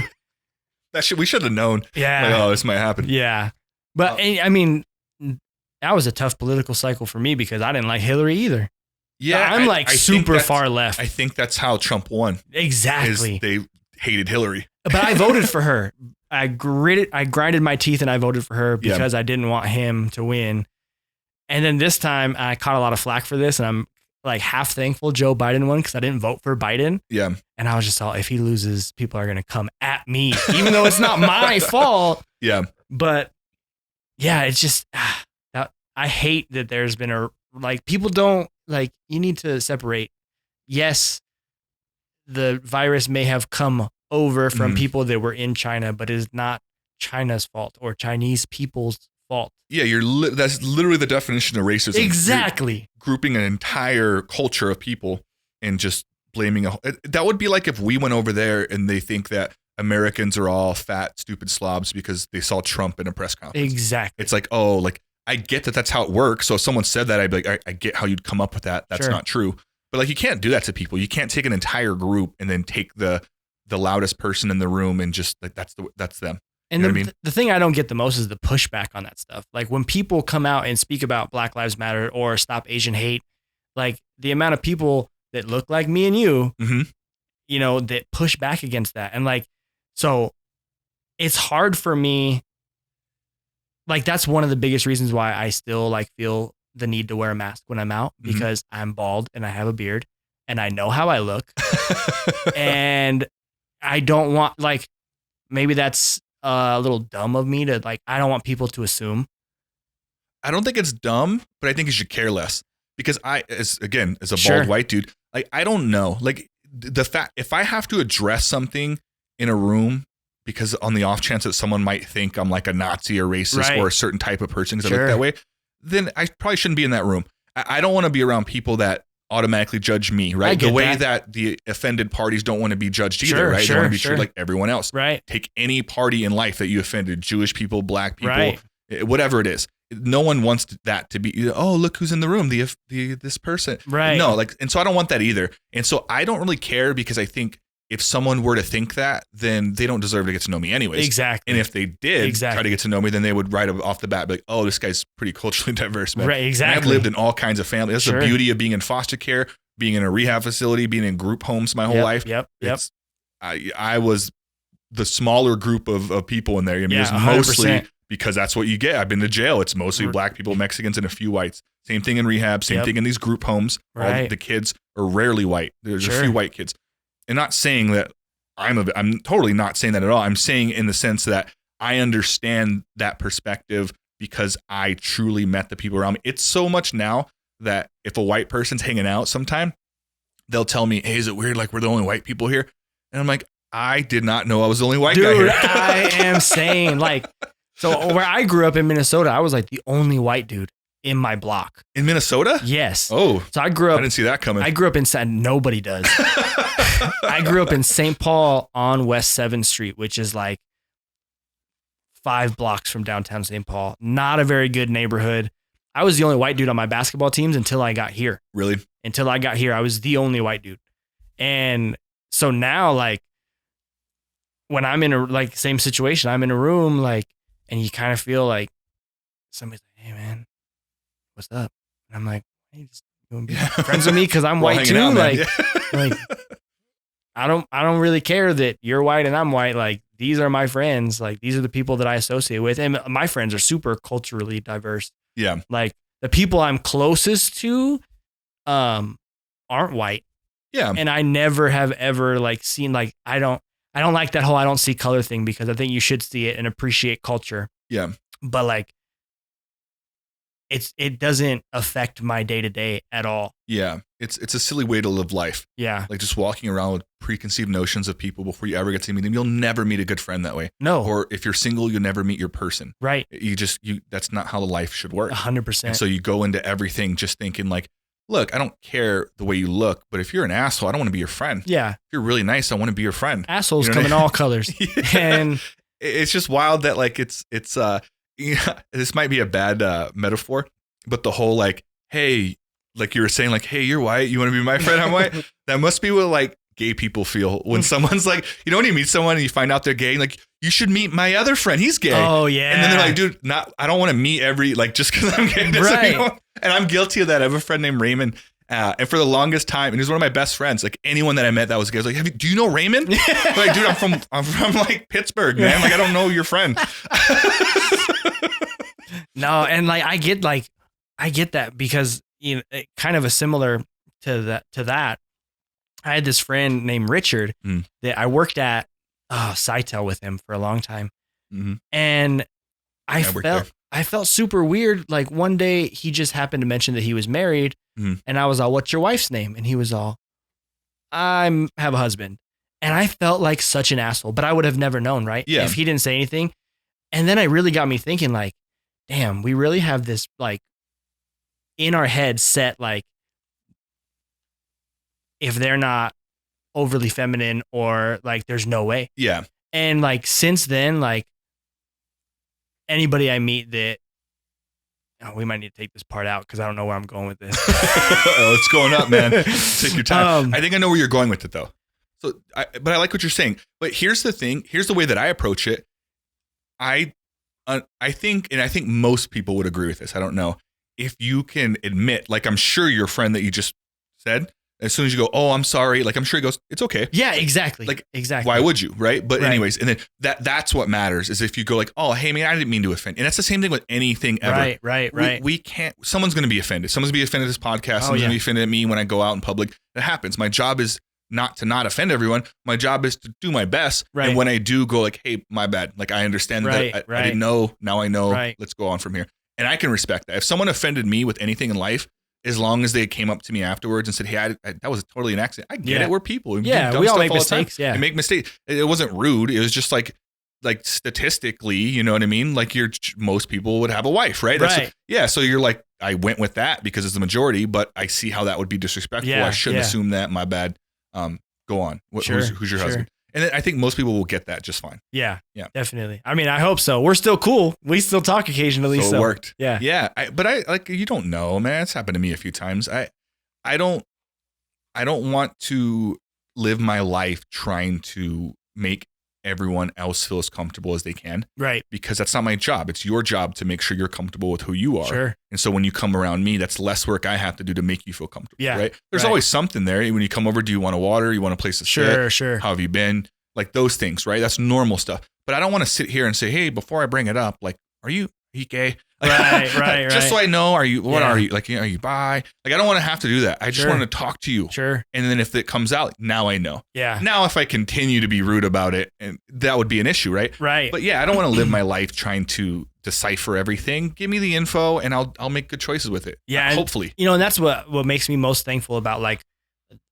moving here and meeting the friend group I ended up meeting and like kind of latching onto is, we all listen to, punk rock and whatever. And it's so inclusive. Like I have friends from every single different walk of life. Yeah. Or, sexual orientation, different pronouns, like all that stuff. And I get to live with that every single day, through group texts or, run into somebody at the store or like, "Hey, let's go hang out at so-and-so's house." Like, so I'm just so thankful that I've learned that because growing up, I didn't get that. Like, I didn't see that ever. And I feel like moving here was, I don't like to use this term, but a blessing for me because it opened my eyes to the world really. Yeah. Cause I was kind of closed off in a, macho masculine world. And now everything's opened up and I see all different walks of life. And it's just been so good for me, especially, you see things on social media going around, people making fun of, pronoun stuff and trying to be witty, but I understand what it's like for my friends to go through like a transition and, it come out that they are a trans person and then have people continuously call them the wrong name or, call them he when now she feels like she, you know what I mean? So it's been really good to be around the people that I've been around and get to learn stuff that I would have had no idea about otherwise. Yeah. I think it's important to respect that. I think the person has to be as patient as possible.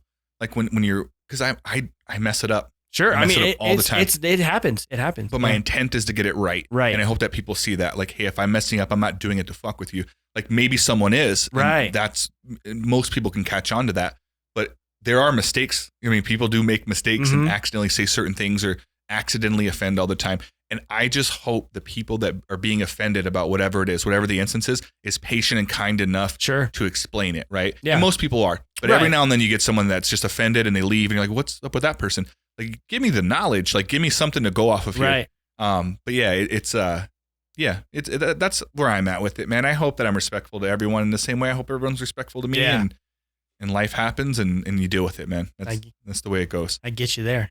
Yeah, but I think this world that we live in, man, it's so, as someone who, I'm not a comedian, but someone who's comedic, I joke a lot. I really do find myself having to reel it in a little bit and kind of know, like, when is it a joke and when is it serious? Right. And who's my audience and will they understand that it's a joke? Sure. And that's the difference, right? Yeah. If I just met two black guys, I'm not doing any racist jokes at all. No. I don't know them. I don't know.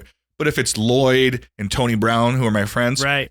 They're giving me racist jokes. Sure, Trust me. sure. I'm going to throw some back and we're going to laugh because I have that rapport right. and they understand each other. So it's like knowing your audience and knowing how it could affect people is super important. 100%. I mean, when you got somebody as close to you as those guys are, they know you're not racist. Yeah. Right. Well, I could be. I'm not saying that I am. I'm saying at any point, like I could do something like that. I know that these guys would call me out on it if I ever Sure. did. If you cross the line. Like, hey man, it's going a little far. Yeah. I know they would. And at that point, saying that you're not racist is a very strong thing because anyone could do something racist at any point. Right. I think a smarter way of saying that is I don't think I am. My goal is to not be, but I also understand that as a white person, specifically a bald white person, like I know there's a responsibility that comes with 100%. understanding what I get perceived as when I walk into a room. Right. And that's fair. If someone was offended by me right away, I don't like it. Maybe I don't even deserve that, but I get it. Right. I'm like, I get, this isn't wild. I can wrap my head around why you would think I'm that 100%. way. I'm not. Let's talk about it. Right. But I get it. Like I get why you would do that. Yeah. Sure. Crazy world, man. It is. Crazy world. I'm glad that things. Stop hating on Asian people, by the way. Yeah. We gotta stop that. Stop it. Stop it. I'm glad that things seem to be relaxing a little bit. I think people, I've said this before and I've caught some flack for it, but I think that all of our former president's followers are kind of going back into hiding a little bit. Like, you think so? It's not as accepted. I didn't see too many anyways. At least not here, right? It was always online. Well, I mean, they had those big rallies on Lowman where they're driving up. I didn't know that. Dude, I'm so not in touch with politics. Like I was late for so many things because they're driving up Lowman at 5 miles an hour in trucks with Trump 2020 flags. And I'm just all, guys. When did it become cool to like treat politicians like sports teams? It's not. It still isn't. Like, and I'm a big Bernie Sanders guy, and I know I'm gonna catch a lot of shit for that because, you know, people don't agree with I feel like he's pretty popular. He's popular, but, you know, people who are really into politics, and I'm not saying I'm an expert. Yeah. But people who are really into politics don't like his like economic plans. Mm-hmm. I was a big Bernie guy, and so wasn't Bernie trying to get rid of student loan debt, trying to make college free, trying to get free health care. But he was planning on doing that with taxes, which people didn't like. Right? Sure. Okay. And I don't know his whole plan. I mean, maybe he was gonna raise taxes, maybe he wasn't. I'm not 100% sure, but yeah, I was a big Bernie guy, supported Bernie, cheered for him on the sidelines, but like the extent of it was like, I saw a funny ass meme that was a Bernie Sanders meme, I'm gonna post it on the internet. Yeah, like, I'm not gonna fly. You can identify humor. Yeah, and I'm not gonna fly I don't even like wear my sports team stuff out of the house sometimes. Like that, like being overly obsessed with anything is kind of weird for me. I get what you're saying. Even with sports, right? Yeah. Like there's people that will cry. Well, you cried when Derrick Rose scored 50. Well, that's different. I know people that will yell. I know a 49ers fan that will scream and throw stuff in their house watching the TV. I do not get that. Like they play on the team. I don't understand. Like when I worked at Buffalo Wild Wings and the Cowboys played. Oh, you must have seen a lot of that. Jesus Christ. How many fights popped off at Buffalo, like on Eagles versus Cowboys games or stuff like that? No, and it wasn't even that. It was like, and you know, I know that everybody assumes Raiders fans are like thug, but it was always Cowboys and Raiders fans, but the Cowboys fans were starting shit with the Raiders for no reason. And I'm like, dude, he's gonna whoop your ass. Stop it. Like, you guys know you both suck, right? Yeah. As a Titans fan. Just want to point out Raiders and Cowboys shouldn't be. They'll talk no matter what. Yeah, I just don't understand. Like I love my sports teams. Mhm. I love my sports teams, and I root for them through the bad and the good. But I'm not gonna scream at the TV when they're losing. That's not my job. My job is to watch. Yeah. And then go be a sideline coach to my brother in a conversation later and yell about all the things that we should have done. And as silly as it is, it's still more understandable to get that way for a team than it would be a politician. 100%. I never understood that. Like but people, you know what it is people need a purpose. Yeah. And if I don't have a purpose, then who am I? Right. So I'm going to get behind something, typically behind the things that your group of friends are around. Right. And that's just going to be me now. Right. And so you get a lot of people, and I'm saying this unbiasedly as someone who isn't into politics. I see a lot of people on both sides that are just so deep into their thing. It's the same thing with religion. As someone who's not very religious, you get people that are so deep that they have zero respect for the other ones. And I'm like, as someone who's not religious, I have wonderful conversations with people that are Muslim, people that are Christian, people that are Catholic, people that are Mormon. And I'm like, I am genuinely interested in their part of it because I don't have a rooting interest. Sure. And so it's like, but when you get anything, religion, politics, they're so hard on it that it's like, I don't even know if I even want to talk to you. They're the reason I don't even get into politics. Sure. Because I'm like, I would lose half my friends right away. Right. I mean, that's the same. Like, you know, as somebody who's not religious at all, I like to have conversations with people of different religions, and sometimes it gets heated because I am of there is nothing after this opinion. Yeah. I think going to sleep. I think dying is like turning off a TV. Black, done, everything, which is terrifying. See, I'm different. I think that I don't know. I don't know what you can label me, whatever, people. But I don't know. That's my whole thing. Is there's way too many stories out there for me to say I know. And so I don't think that when we die, nothing happens. But I also don't know what happens. Right. So I'm like, I like to think of it as like waiting until all the facts come out. Like until like I get a major sign or something, and then I'm like, all right, I'll go with that one. Even then, I probably wouldn't pick one. But so we're different in that way, but only in that way is I like to hope something happens when we die. I just don't know what that is. I mean, I hope something happens. Yeah. I hope I'm wrong. Yeah. Because that is a terrifying thought, right? That like you've lived for 80 years and then it's just black. It's just done. Yeah. Like that's scary. Yeah. That is a wild thought. But going along the lines of talking with people in other religions or talking to people of different faiths, it's always interesting to me that they think they're right. And I'm like, well, X, Y, and Z think they're right. Why isn't there just one answer if it's right? Why isn't your answer the answer? And they're all interpreting the same book, right? Yeah. Like, but they're different versions. I took that book and this is my version of that book.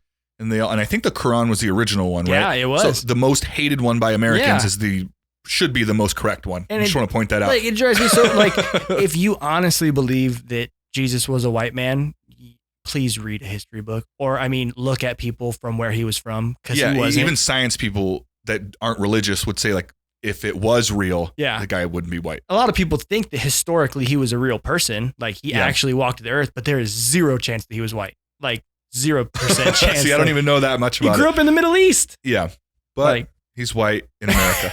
And in Korea, he's Korean. Right? Yeah, 100%. Were you religious when you were younger? I don't want to say I dabbled. Yeah, I flirted around some Christian stuff.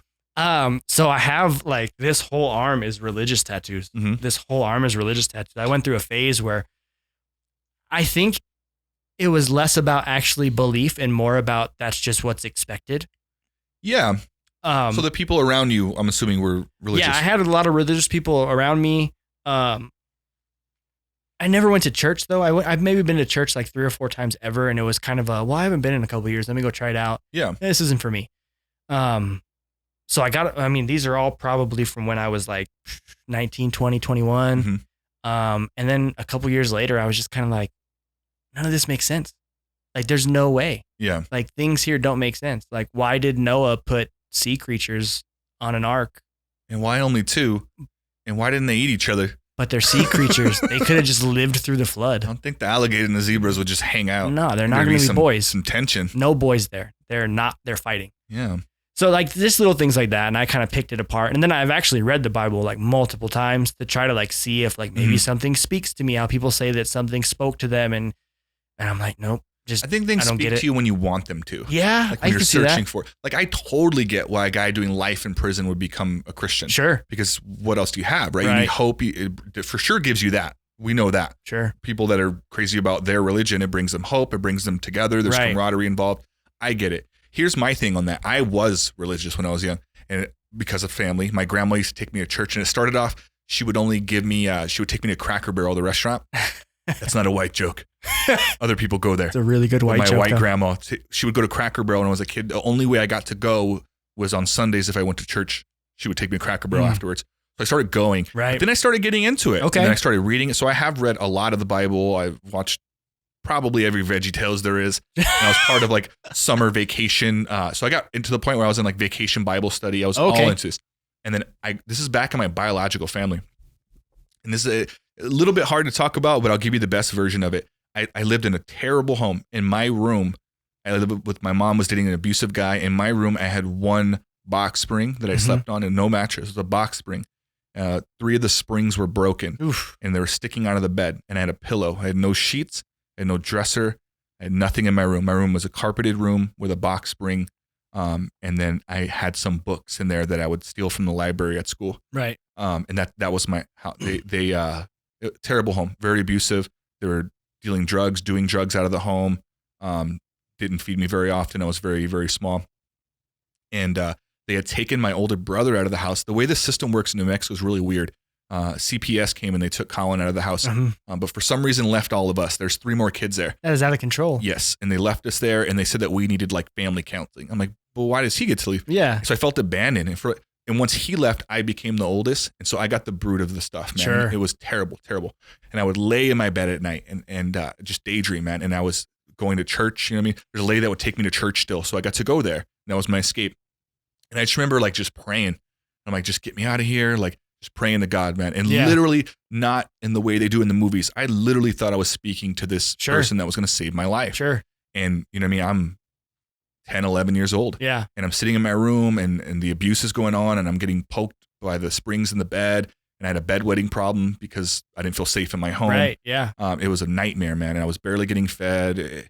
There was a point where I accidentally pricked my toe I was climbing out of a window one day and I stepped on one of his, like, it looked like a bag that was like, that you would put like bathroom stuff, like a carry bag. Yeah. But they had drugs in there. Oh. And I stepped on it one day going out a needle and I got high off that needle, whatever it was in there as a child. So I got out and I remember just being all like confused about why I felt woozy. To this day, I don't know what was in that. Sure. Stuff like that. So I'm like literally like living in this family like this and just praying and just like for a year, for probably longer than a year. But I remember this specific year when I was just waiting because I would go to church and I'd just be patient. If it's not happening, it's because it's not meant for you yet. And I got mad, man. I got really mad as a kid. And I'm like, why? Like, why would I be here? I started questioning my life, man. And I remember one day just going like, there's no one there. There's no guy there. Sure. There's nothing here. I'm going to do something. And I knew that. I remember this moment where I knew that God wasn't real. And I'm not saying this to offend anyone. This is my version of my story. Sure. I knew as a 10, 11-year-old kid that God was not real and he was not coming to save me. And this was my moment where I was like, well, I have to save me because no one's coming back for me. And I'm the oldest and I'm 11. I shouldn't be thinking this stuff. Right. And so I remember thinking, I got to get out of here. I'm not strong enough. And I started getting strong enough. I would go to school. I would literally train my brain to deal with difficult things.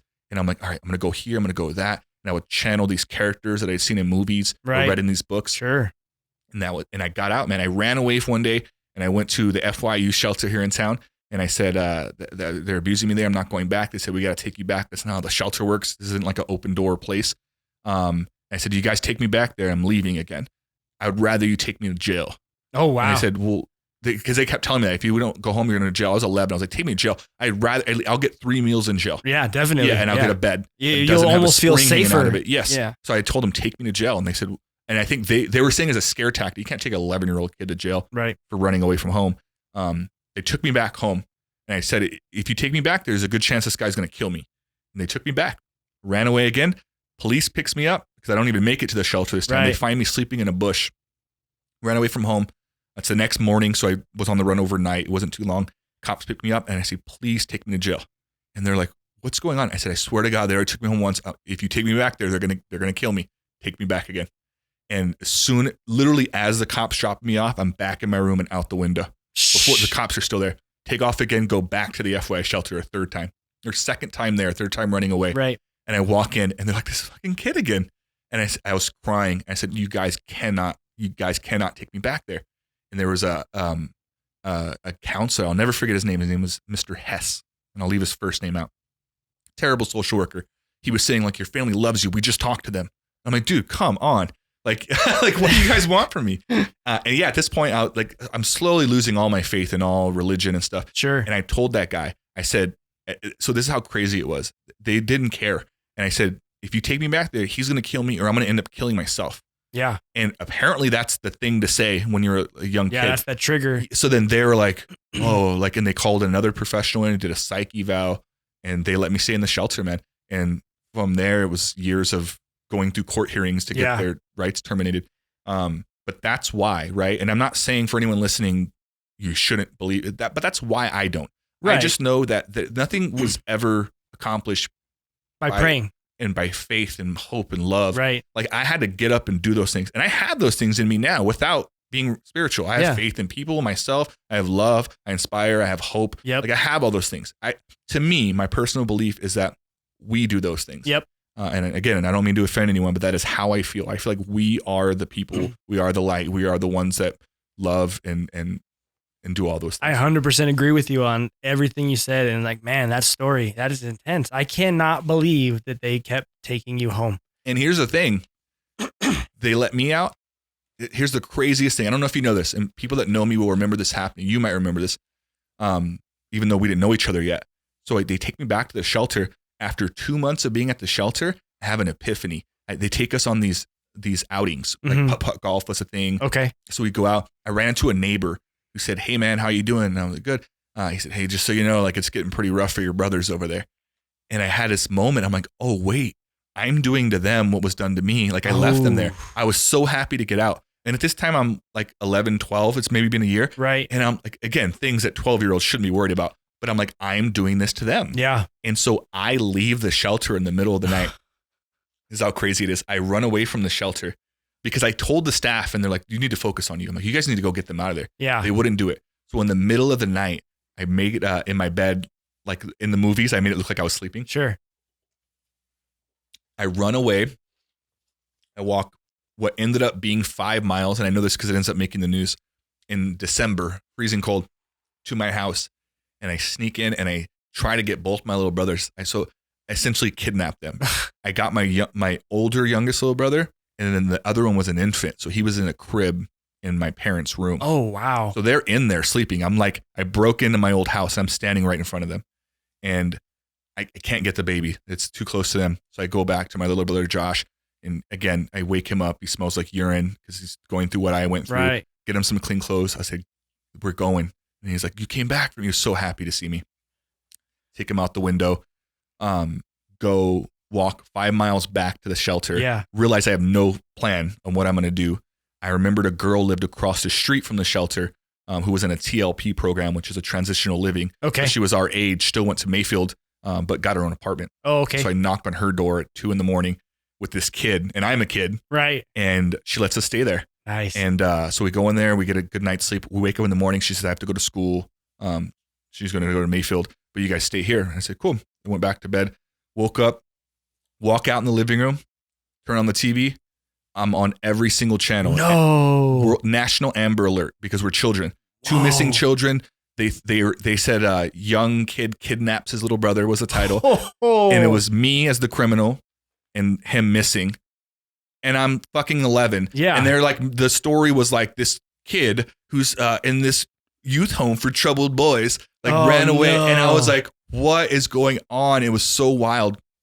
The phone rings and it's the girl, and they had played it on. Remember the news they would play in high school? Yeah, like she's Channel like, 1 or whatever. Yeah, she's like watching it. She's like, those guys are at my house. Oh, fuck. So she calls me. Her name was Anna, and she was freaking out. And she's like, you're on the news. I'm like, I know, I'm watching it. And she's like, all right, like just stay there. I guess she freaks out, calls the cops. They send a SWAT team to that house. A SWAT? For a child. So I literally hear a knock at the door. I look at the people. They have a SWAT team and then a guy up front. And I'm like, and I'm just a kid. Yeah, you're like 12 years old. Yes. And so I get my little brother. I take him to the back room. We get in the closet. We put a bunch of blankets over us and we lay there. That was my bright idea to get away with it. Of course, they found us. Sure. But yeah, they pull us out of the room. They take off Josh. They cuff me. 12-year-old child. They cuff me, put me in the back of a car, take me to the police station. It's wild. It's a huge news story. They start investigating me, like in a room, just like the movies, ice cold room. Like, yeah. Like, what was your intentions? I literally tell them, I say, hey, look, and thank God there's a paper trail. Sure. Like, go ask the shelter, talk to them, talk to our neighbors, talk to everyone that knows this. I asked over and over for someone. I asked when I tried to get in the shelter myself, they wouldn't even let me go here. You guys have failed me in every single way. Yeah. And I gave them all these things. I said, this is what happened on this date. I said, go to their room, look in this closet. This is where you're going to find the drugs. Go over here. This is where you're going to see where they're growing this stuff.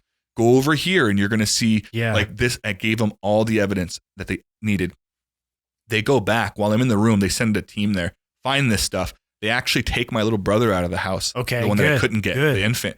They remove him, put out a whole new story day 2. And it's the complete opposite. I'm like this hero. Oh, okay. Like, young boy saves his sibling. There you go. And I'm like, oh my God. And then can you imagine, I was at Zia Middle School at the time, and I missed school for a week because of this. Oh, yeah. And when I go back to school, there's a standing ovation. I was super confused as a kid.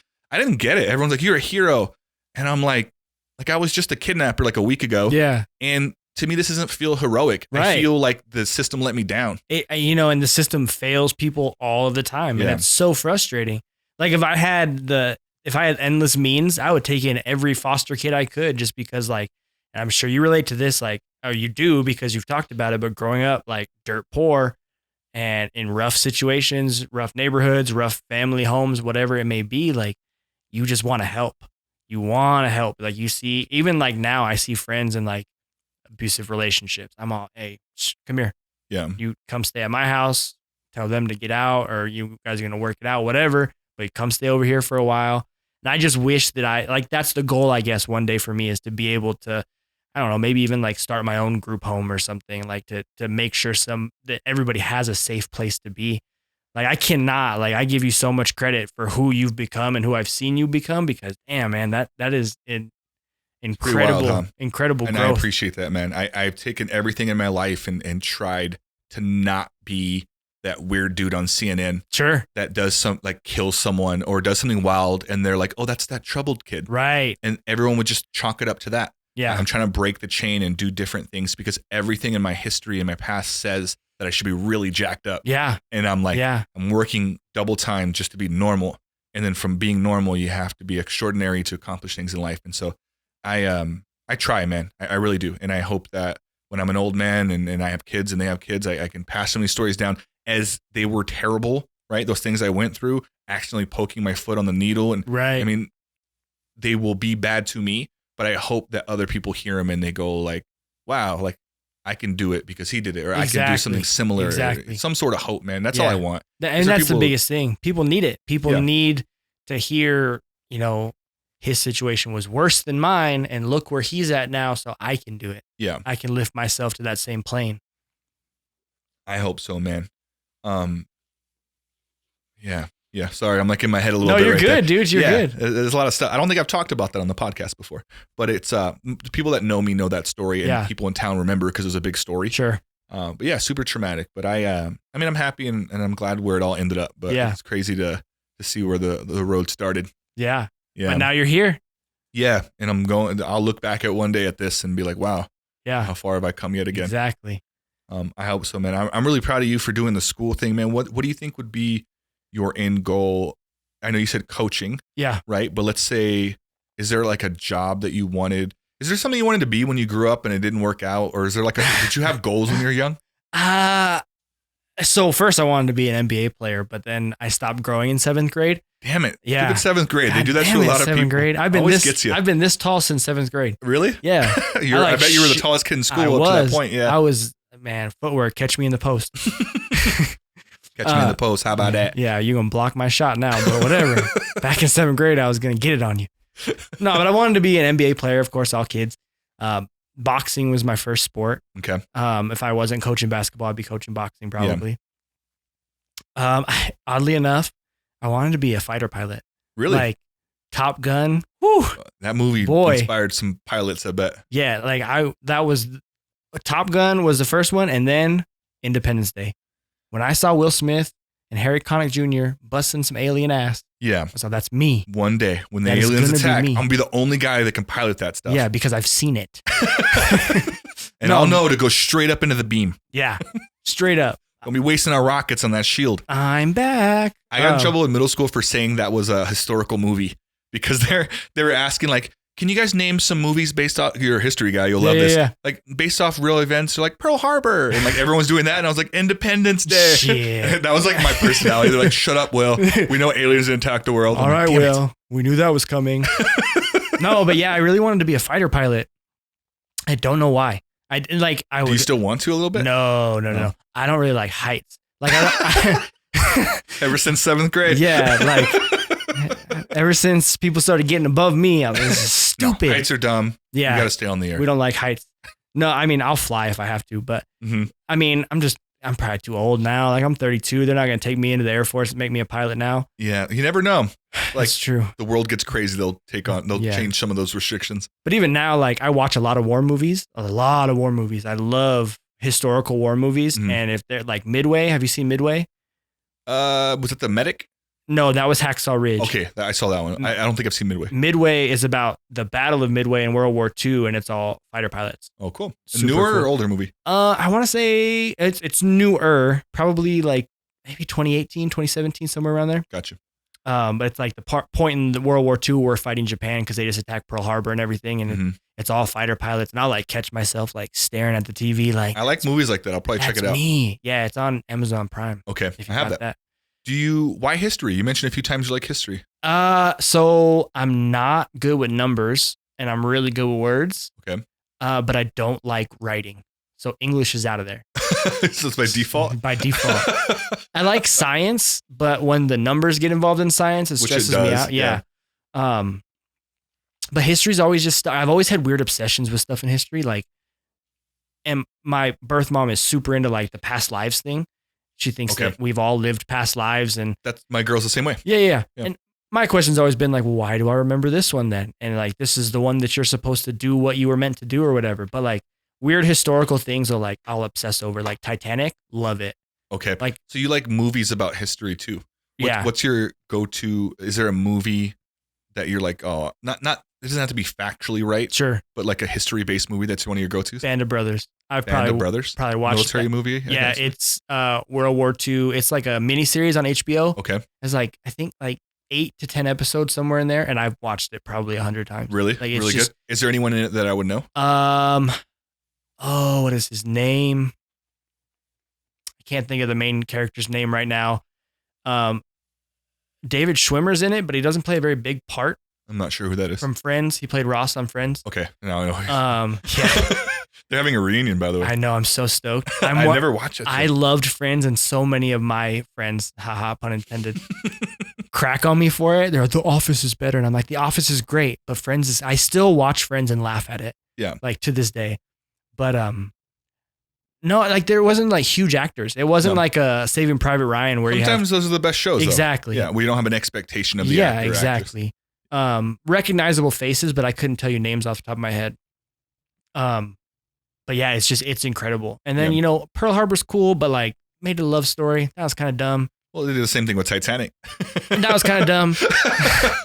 Except in 1997 as like a 8-year-old, I'm like, this is the coolest movie ever because there's boobs. I only watched it as an adult. Oh, really? Yeah, it was one of those things where you do the thing where as soon as you say you never saw it, everyone's like, what? Right. Get the fuck out of here. Now you got to watch it. Just start your whole life over. Yeah. I would just like put like, this will be a throwback for some of your viewers. I hope. I had the VHS. Oh, yeah. And it was came in 2. Yes. People aren't going to get that. Why would there be 2? Yeah. That's how long that movie was. Yeah, and there's only like, so much tape. It was like fucking 4 hours long. But no, and Titanic was a great one. Saving Private Ryan's a great one. Yeah. Inglourious Bastards, one of my favorite. But it won an Oscar or something, right? Yeah. Yeah. It was Quentin Tarantino film. Mm-hmm. Fury. Have you seen Fury? Dude, I'm failing you bad right now. That's okay. I don't know any of these. That's what I'm here for. Is Fury Tom Hardy? No, he's not in that one. It's Brad Pitt, Shia LaBeouf.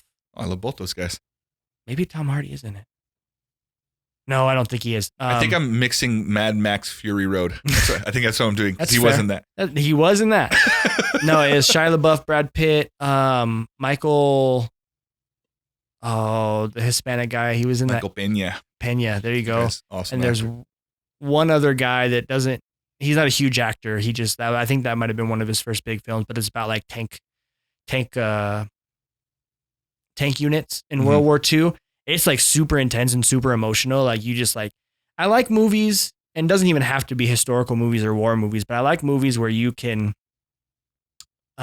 feel the characters' connections to each other. Mm-hmm. Does that make sense? Yeah. And then when something bad happens, you're just all, oh no. Like, and that's what that Fury movie is to me. You just get so attached to the characters. That is it's super important. So you watch movies the way I watch movies. Yeah. Because that's how it is. Like I like movies that make me feel something. Sure. But I'm such a little bitch about it. Dude, same. I'll never forget. I watched, and people are gonna make fun of me, and it's a real story. I'm not being funny. Okay. I watched The Notebook in theaters. Okay. And I was in high school. So it's like when my hormones are like, sure. And every cute girl that said, "Hi, Will," I'm like, she loves me. Yeah. This is Rachel McAdams. We're going to make it happen. So like I was in that phase. Sure. And it was my foster brother at the time's idea to watch it. And I'm like, I'll watch it. I don't know what it is.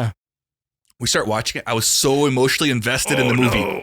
And here's the worst part is we had to leave because we had like a meeting or something or basketball practice. Yeah. And I'm like, I got to know if they get back together, Allie and Noah. Like, and so I was like, and we had to leave the theater and I was so bummed out because I was like, I don't get it. Like they're in love and she meets this other dude. Yeah. Like, what's going on? Yeah. Like, and it bothered me in my stupid little mind and my young self. And then, like a week later, we finally get to go watch it. I'm like, we got to go watch it again. So we watched it from the beginning, watched it all the way to the end. And the stomach feeling that it gave me, I was so emotionally attached to the characters, even when they get old at the end of the movie. Yeah. And she can't quite remember him. And there's that whole scene. And I'm like, God damn it, just remember him. And I was so into the movie. And it messed me up for months after that. Oh, yeah. I went back home and I'm like, love is dumb. Yeah. Like, we're all going to die and we're going to forget our love anyway. So we're going to love anybody. It's so emotional.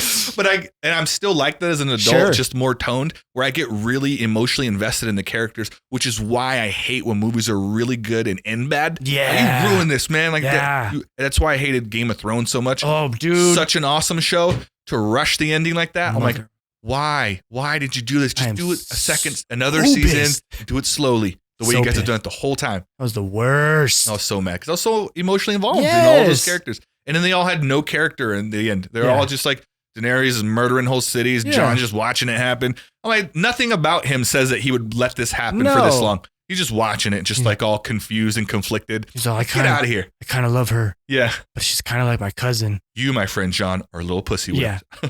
So much so that you watched her murder hundreds of thousands of people. And you're like, I mean, I love her. She's cute. If my fiance murders one person, I'm questioning our whole relationship. Questioning? Yeah.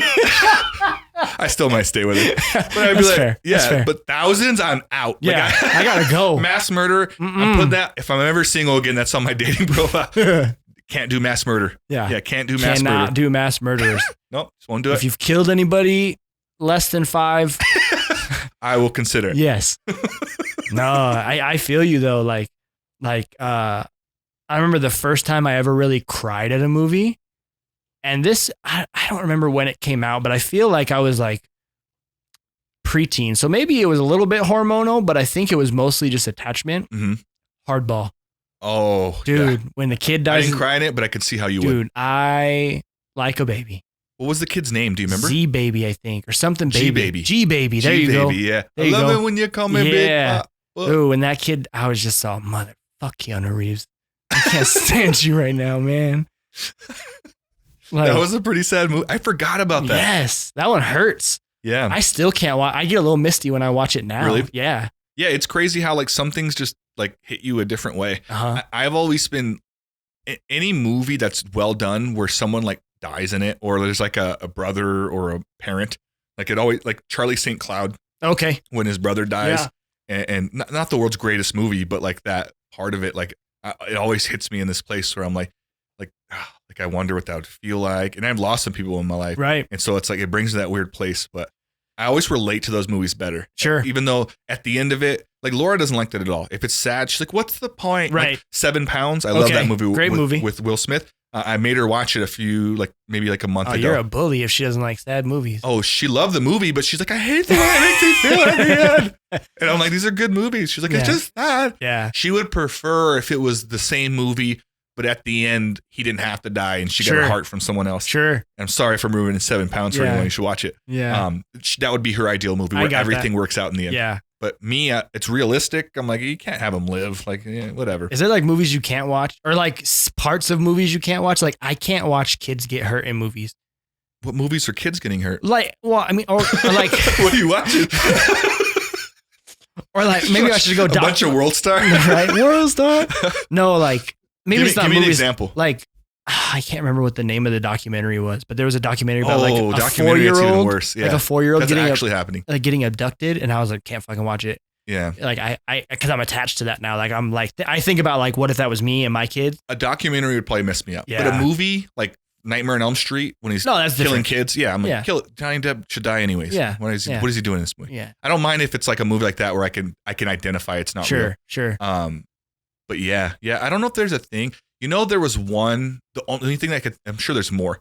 Have you seen The Last House on the Left? Yeah, Where they rape that girl? I can't do rape. It is the longest scene ever, and maybe Yeah. it's not even long. It is so cringy, It's uncomfortable. and it's like I don't even like it. I feel like the movie could do without it. That's how I It feel. 100% could have done You without can it. just infer that it happened. Yeah, and like that would Yeah. the movie would go on just fine. But that was like brutal, and I'm like, Yeah. I don't want to see this. And there was Right. another show where a similar thing Sure. happened. Couldn't watch it. no. It And makes me if feel- I like, because there's parts of that movie that I do like. Last Mhm. House on, I love horror movies. I'm like a horror movie connoisseur. Like from the best of the best to like the oh my god, what am I watching worst? Like I'll watch any of them. Yeah. So there's parts of that movie I like, but I'll skip that scene every single time.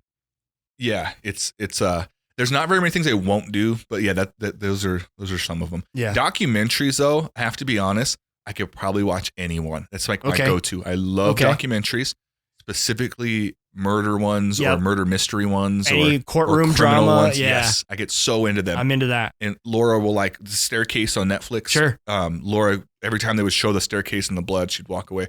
And I was like analyzing it. I'm like, could he have done it? Yes. Yes. Yes. Like this motherfucker's guilty or not? Yeah. I'm like, I wish I had more clips of the body. I could figure this out. Like, Yeah. it's just- Yeah, I need exactly. more clues. Yeah. But like, I could watch any documentary. Yeah. The Pharmacist was a really good one. Okay, I'll have to check that one out. Opioid epidemic started in a small city in Louisiana. Not started, but the without ruining the documentary for it, it's a 7-part series. Okay, 100% hooked in after the first one. Totally worth it. nice. It's about a doctor in Louisiana, really close to where I used to live, that essentially started illegally.